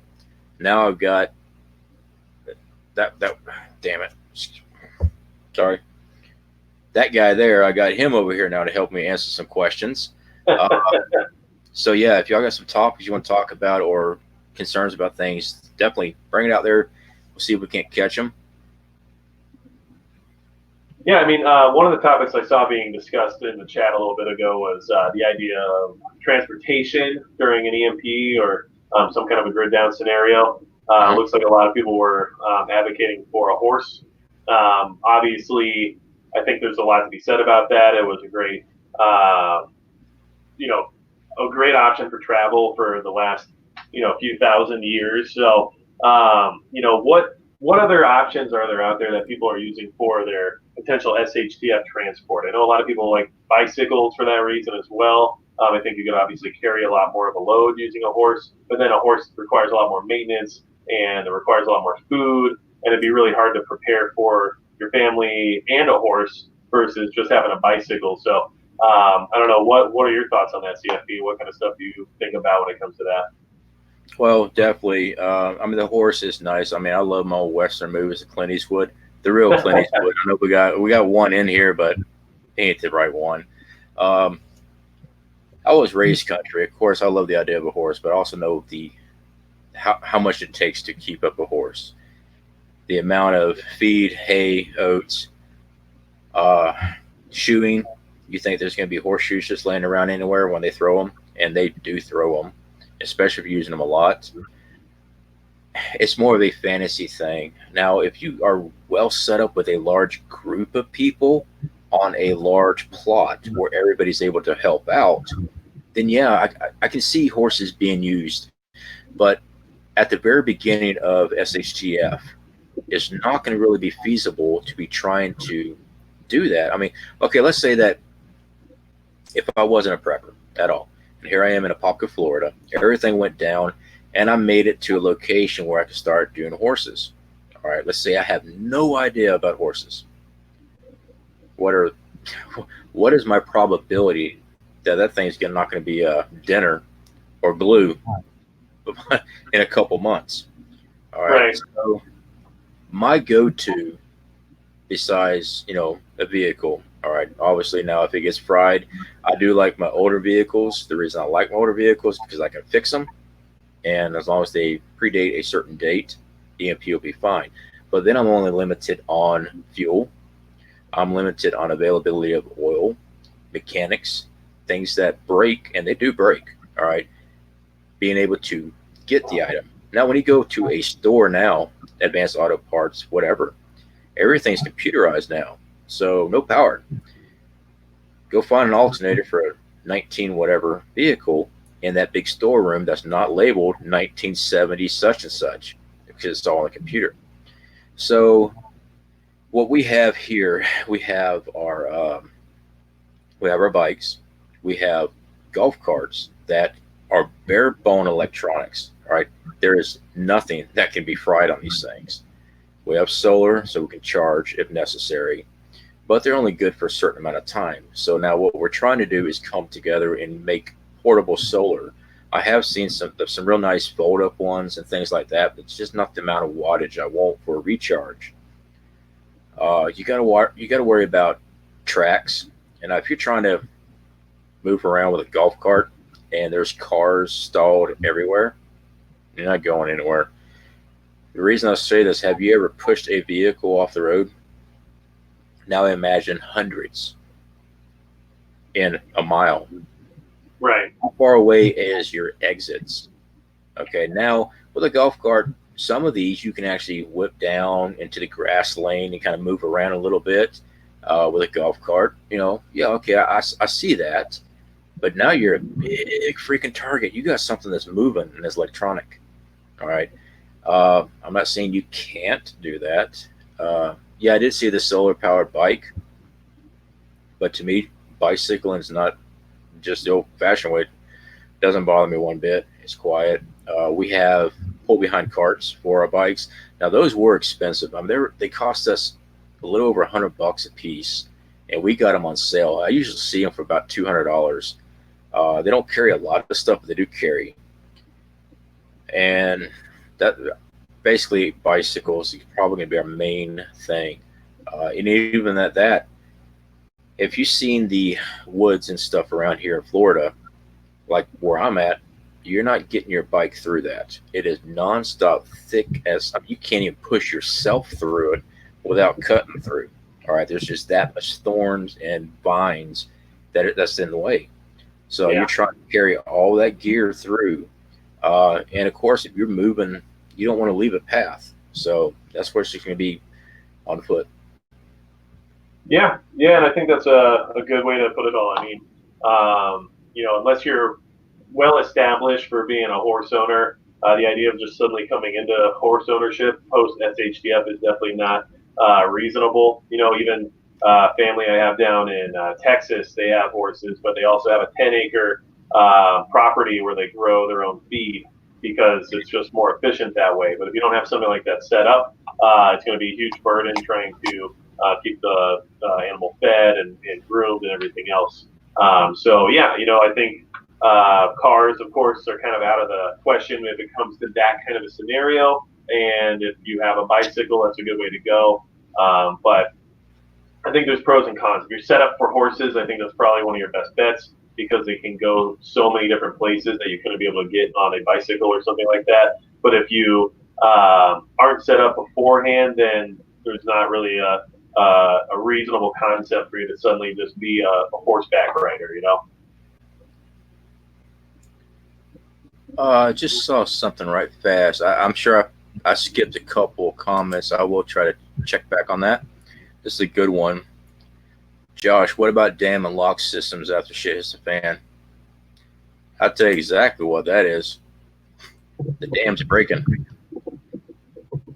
No one, all right, if something happened, let's say that you have a job and you're running a dam, all right, there's a lot of electronics there to run it. And let's say it is a catastrophic thing like an EMP or solar flare fries that. I know myself, I'm not going to be sitting there when my family needs me trying to get this thing fixed. No one is going to break eventually. Don't know when because everything's building up on it. Those areas over time, I don't know how much time it is. Over time, those are going to crack unless they have ways of getting power to it. But most people are not going to be rushing for that. If it's something that catastrophic, no, if it took out the whole country, that's the last thing on their minds. My thoughts anyway. Well, one other thing Josh brought up was something more recent that's going to be more applicable to right now, I guess, and it's what the whole conversation or tweet that Beto O'Rourke had, where he's trying to push credit card companies to not allow for purchasing what we're calling bang bangs. Bang bangs through credit cards, and I mean, the guy, in my honest opinion, doesn't have much of a chance of getting anywhere in the election. But just the fact that he's bringing that front and center as a topic of discussion and giving people the idea of that even being a possibility is kind of scary. Because let's be honest, they did the same exact tactic with the banks, where the banks were no longer financing businesses from those store owners and not allowing them to open new businesses or improve on the current ones that they already have. And it's not far fetched for them to go ahead and say, well, you also can't purchase these items with your credit card anymore either. And once that happens, I mean, people will create secondary programs. I'm sure that would easily fix that. I mean, a lot of places do layaway and stuff like that anyway. But the fact that it's getting put front and center and people are now discussing it means that it's very possible another candidate could adopt the same exact stance, and then that person could be possibly in power at some point. So these are things that we have to kind of keep an eye on, because when people with that much influence are going around and saying things like that, as you can see with almost any other brand or Hollywood or whatever it is, those people a lot of times decide just to bend the knee. And there's a lot of knee bending that's about to be going on in this next election cycle, I'm afraid. Yeah. Manifestation just popped up there. Central Florida Prepper spare parts for those critical items, and it should be good. Yes, we do have some, but when it comes down to fuel and our additives, things like that, we don't have year supply of fuel put back that's going to be any good.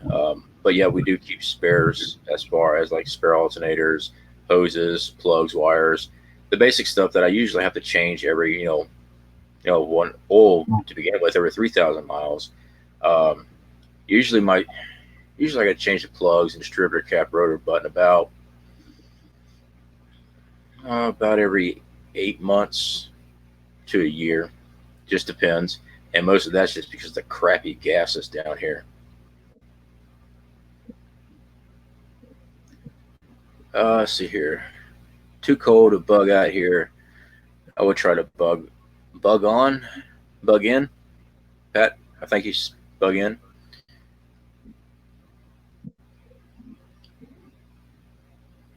I just saw Midwest. Beto just said tonight he's taking your ARs and AKs.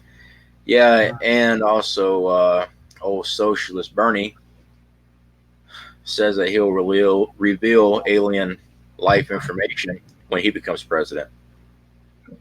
That's one great pitch for presidency there. If you elect me, I'll tell you if there's aliens. Yeah, I mean, it's not a bad idea. I mean, it's a pretty good ploy.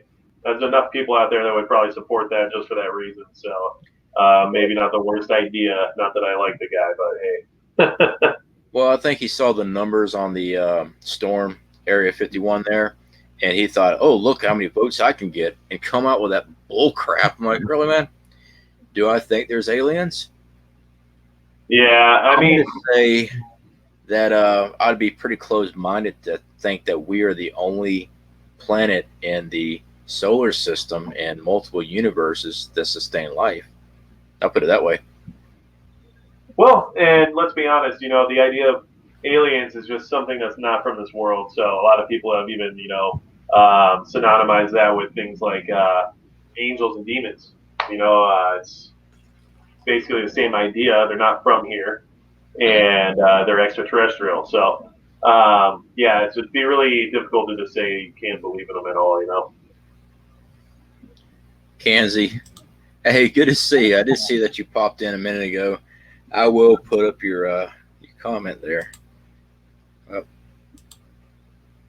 Carolyn, my screen just jumped. Ouch. I just got bit by a mosquito out here. Illegal aliens.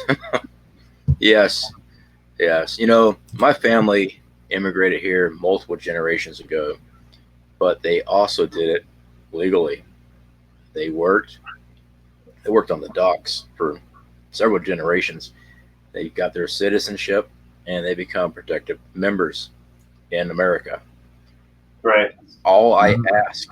That's all what anybody should ask. If you come here, you do it legally, and you become a productive member. Yeah, you not assimilate. underneath the table. And, you know, I got to pay taxes. Why don't you?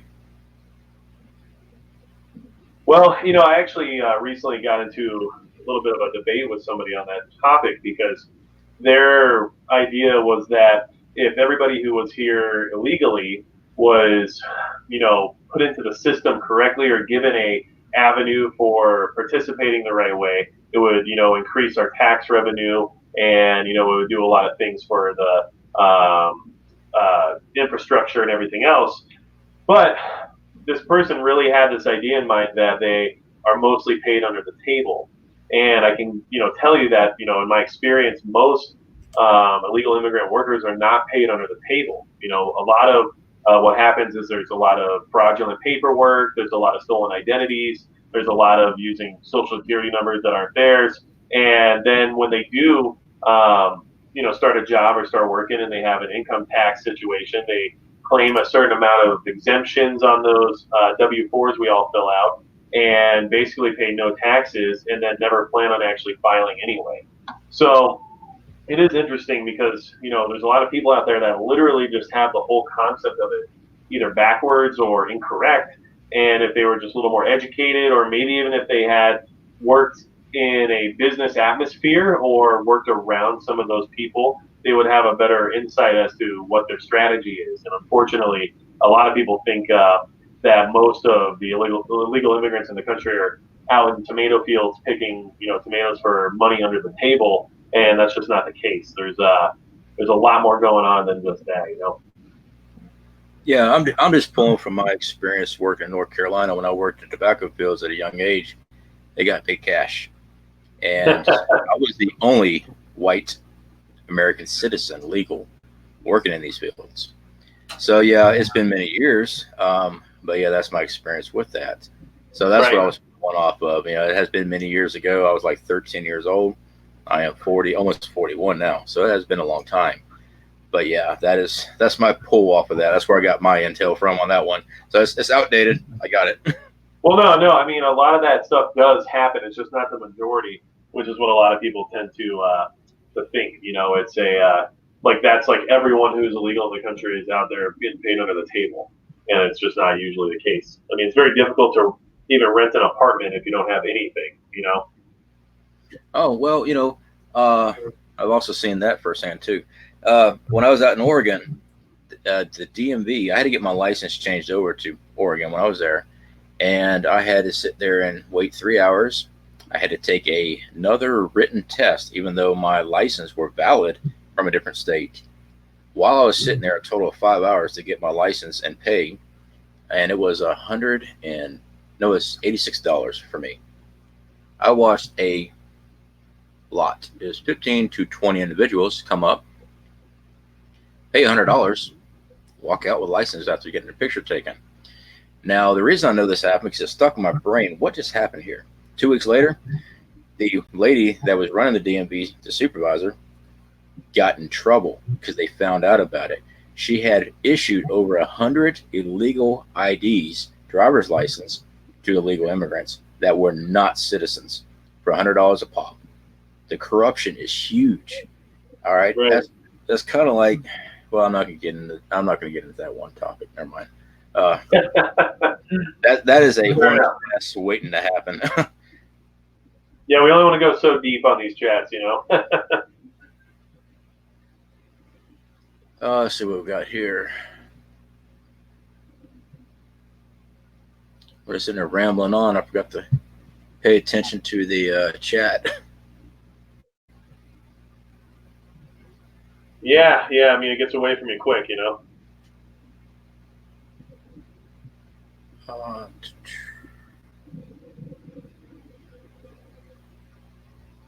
all right. Well, I do want to take the time since I'm waiting for a topic. I've been spending a lot of time at WV Prepared Minds channel and the after party over there at J Stone's channel, J Stone 78.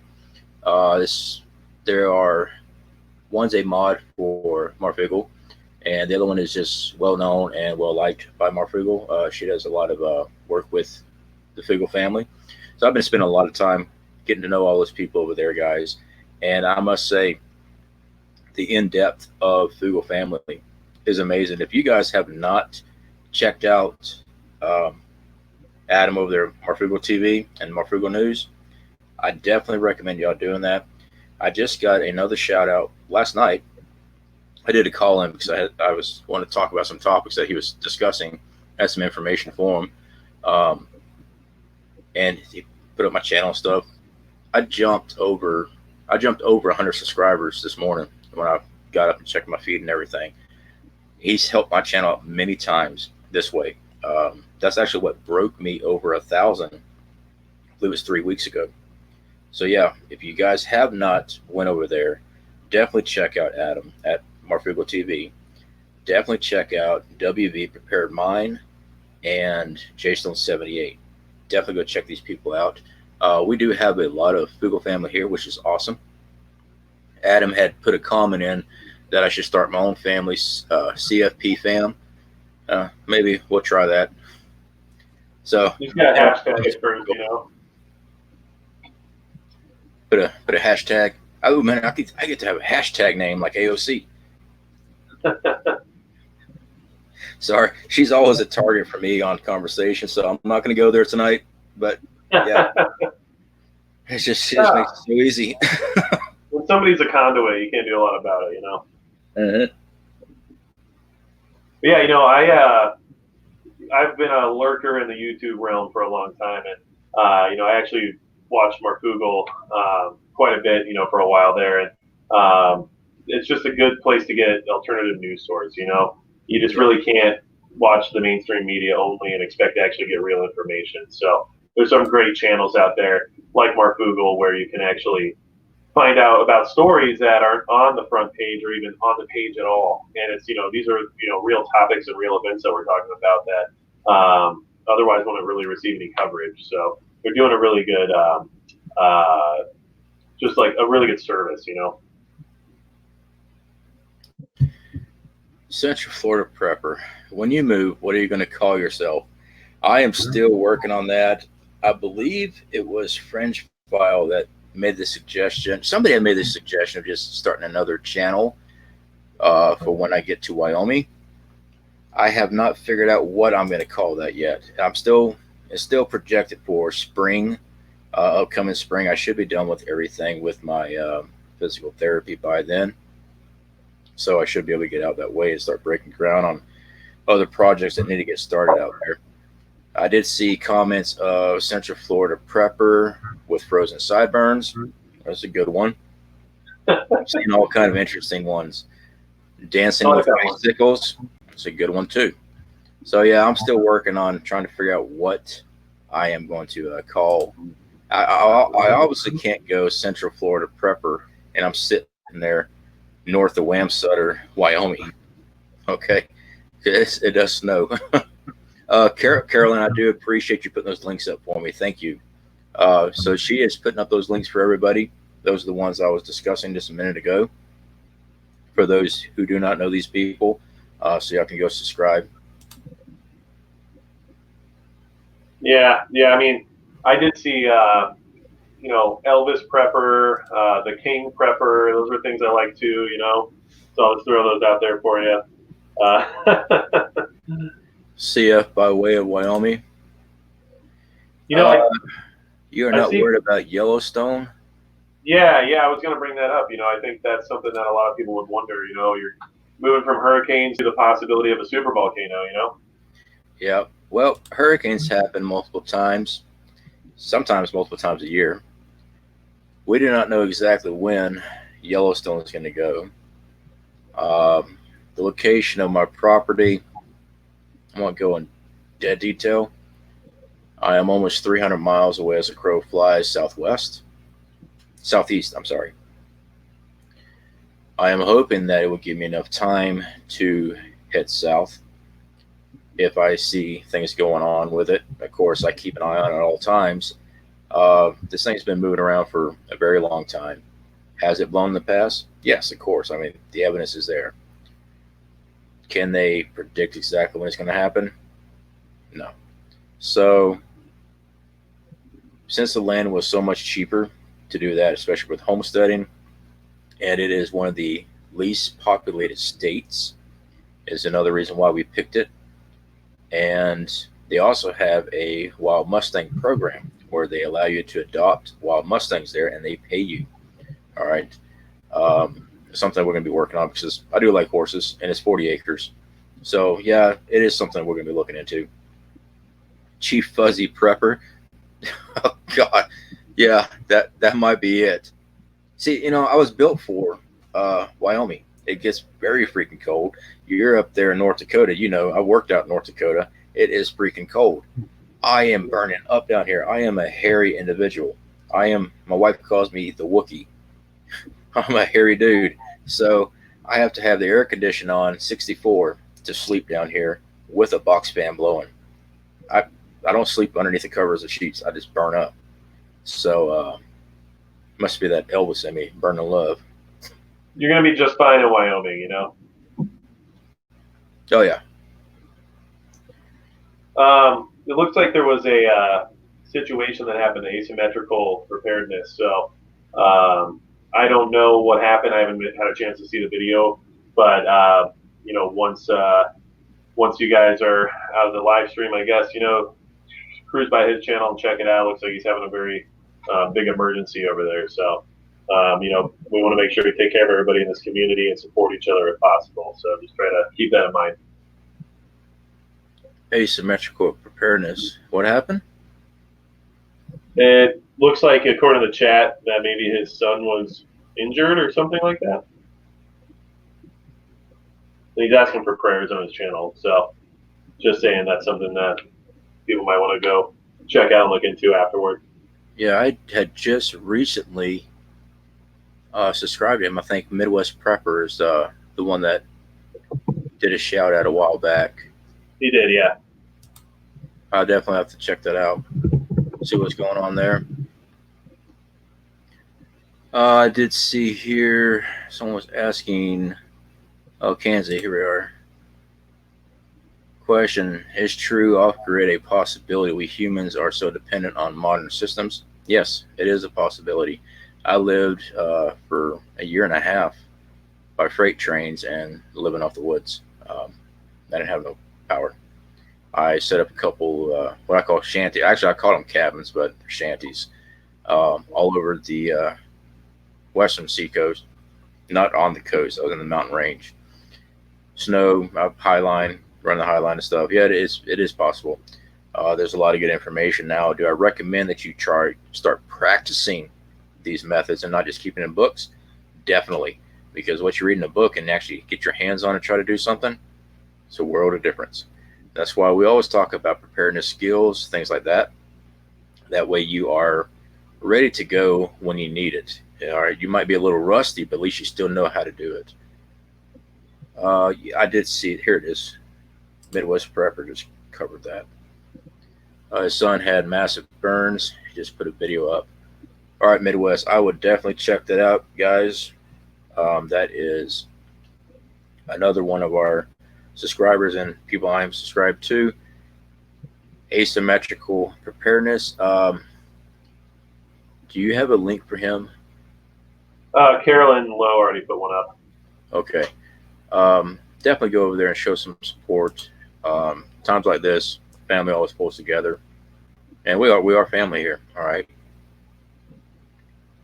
Yeah, no, it's important to support each other, and when someone's asking for prayers, it's not a whole lot off anyone's back to say something to try to help them out. So.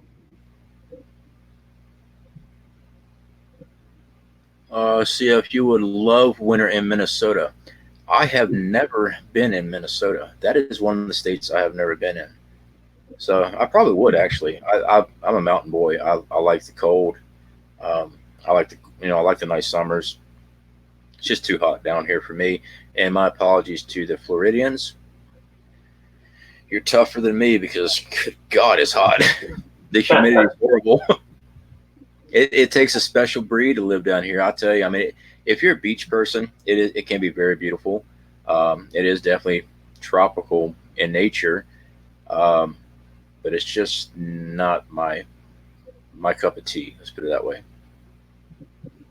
Yeah, no, and it's I don't know. It's nice up here in the north. I feel like there's a little bit more you can do outdoors when it is hot because it's never as hot as Florida or Texas or some of those southern states.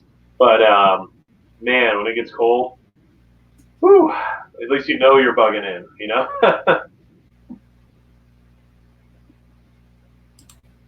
Let's see here. Ravenwood. Get that topic up here. If Yellowstone goes within 3-4 days, fine dust of ash would fall across Europe, produce sunlight, creating famine, and so on. Bad climate cooling. Yes, absolutely. And this is one of the things that people need to think about as far as greenhousing, alternative power sources, things like that.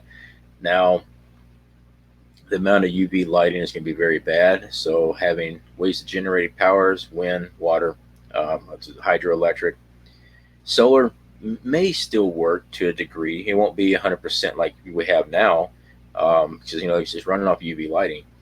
But obviously, if you're greenhouse and preparing for something like that, you will have UV lighting to grow. I mean, those old pot growers, they knew a thing or two.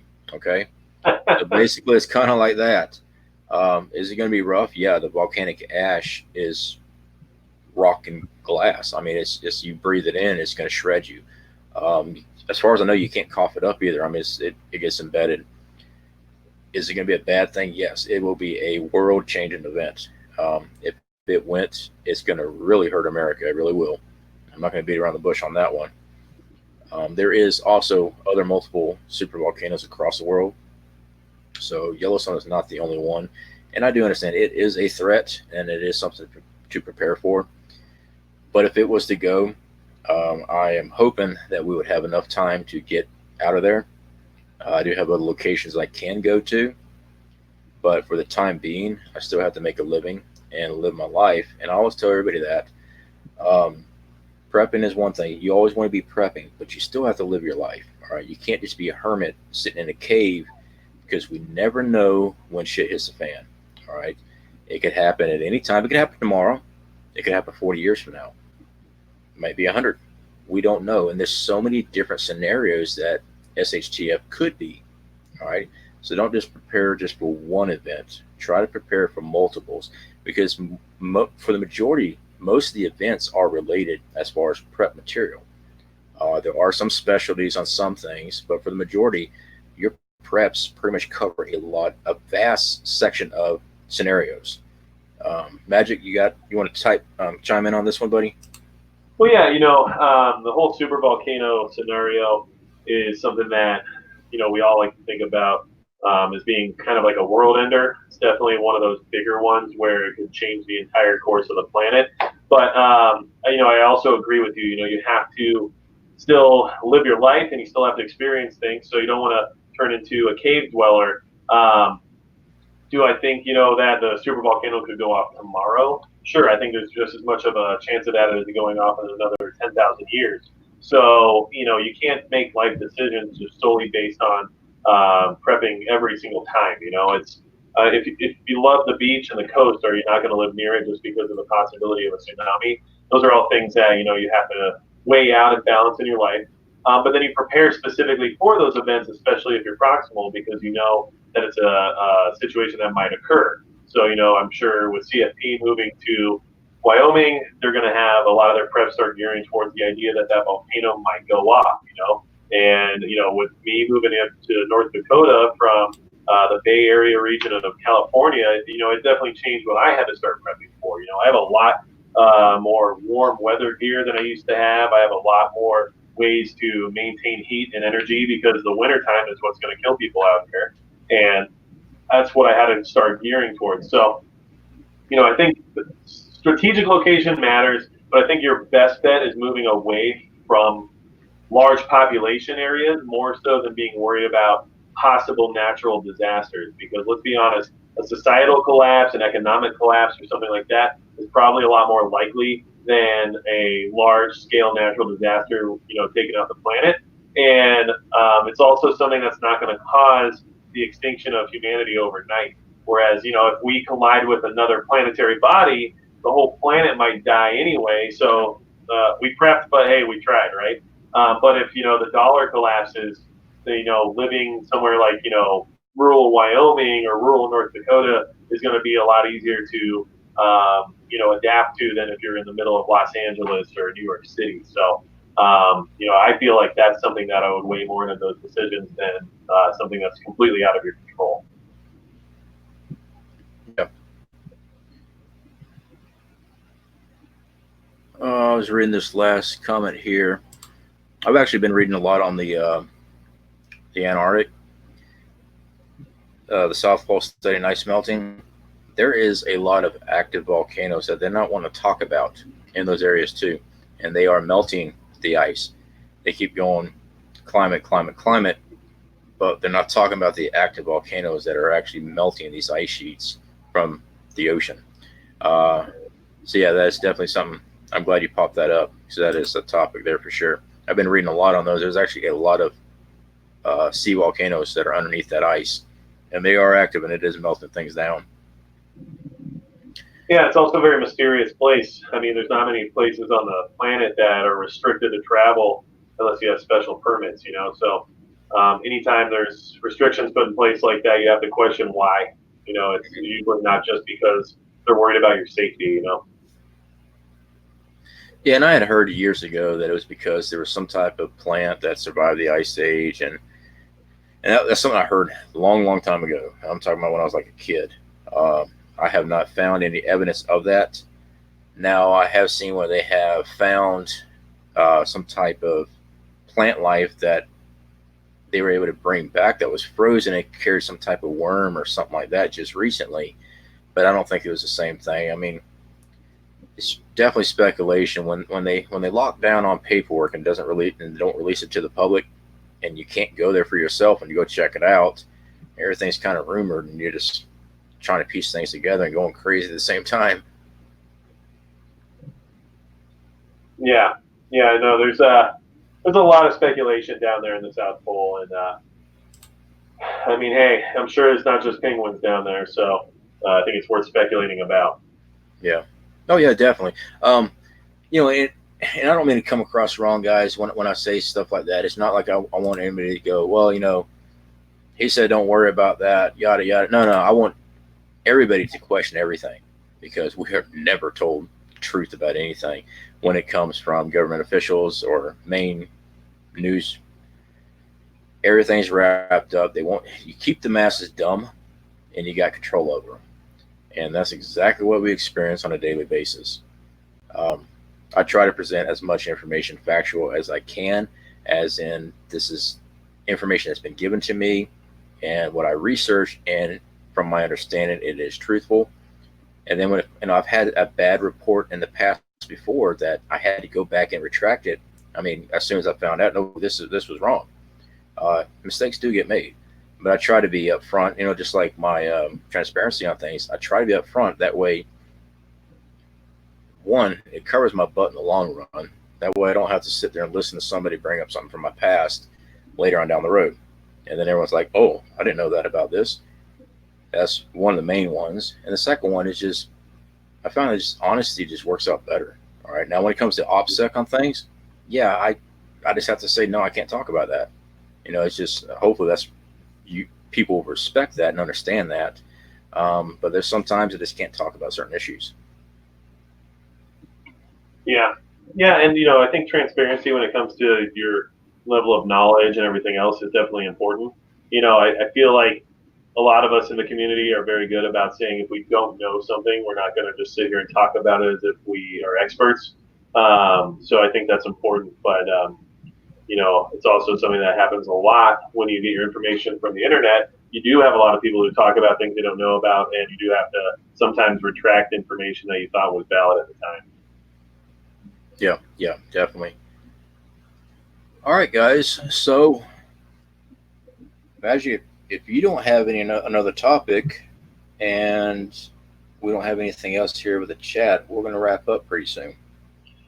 Yeah, no, I think that's a good idea. It's been a really solid live stream tonight. I appreciate the invite. I was very excited to be able to make it, and get on here and talk to everybody. I mean, we have a really good chat going, and there's some really interesting topics being discussed. So, you know, I think it was a win all around.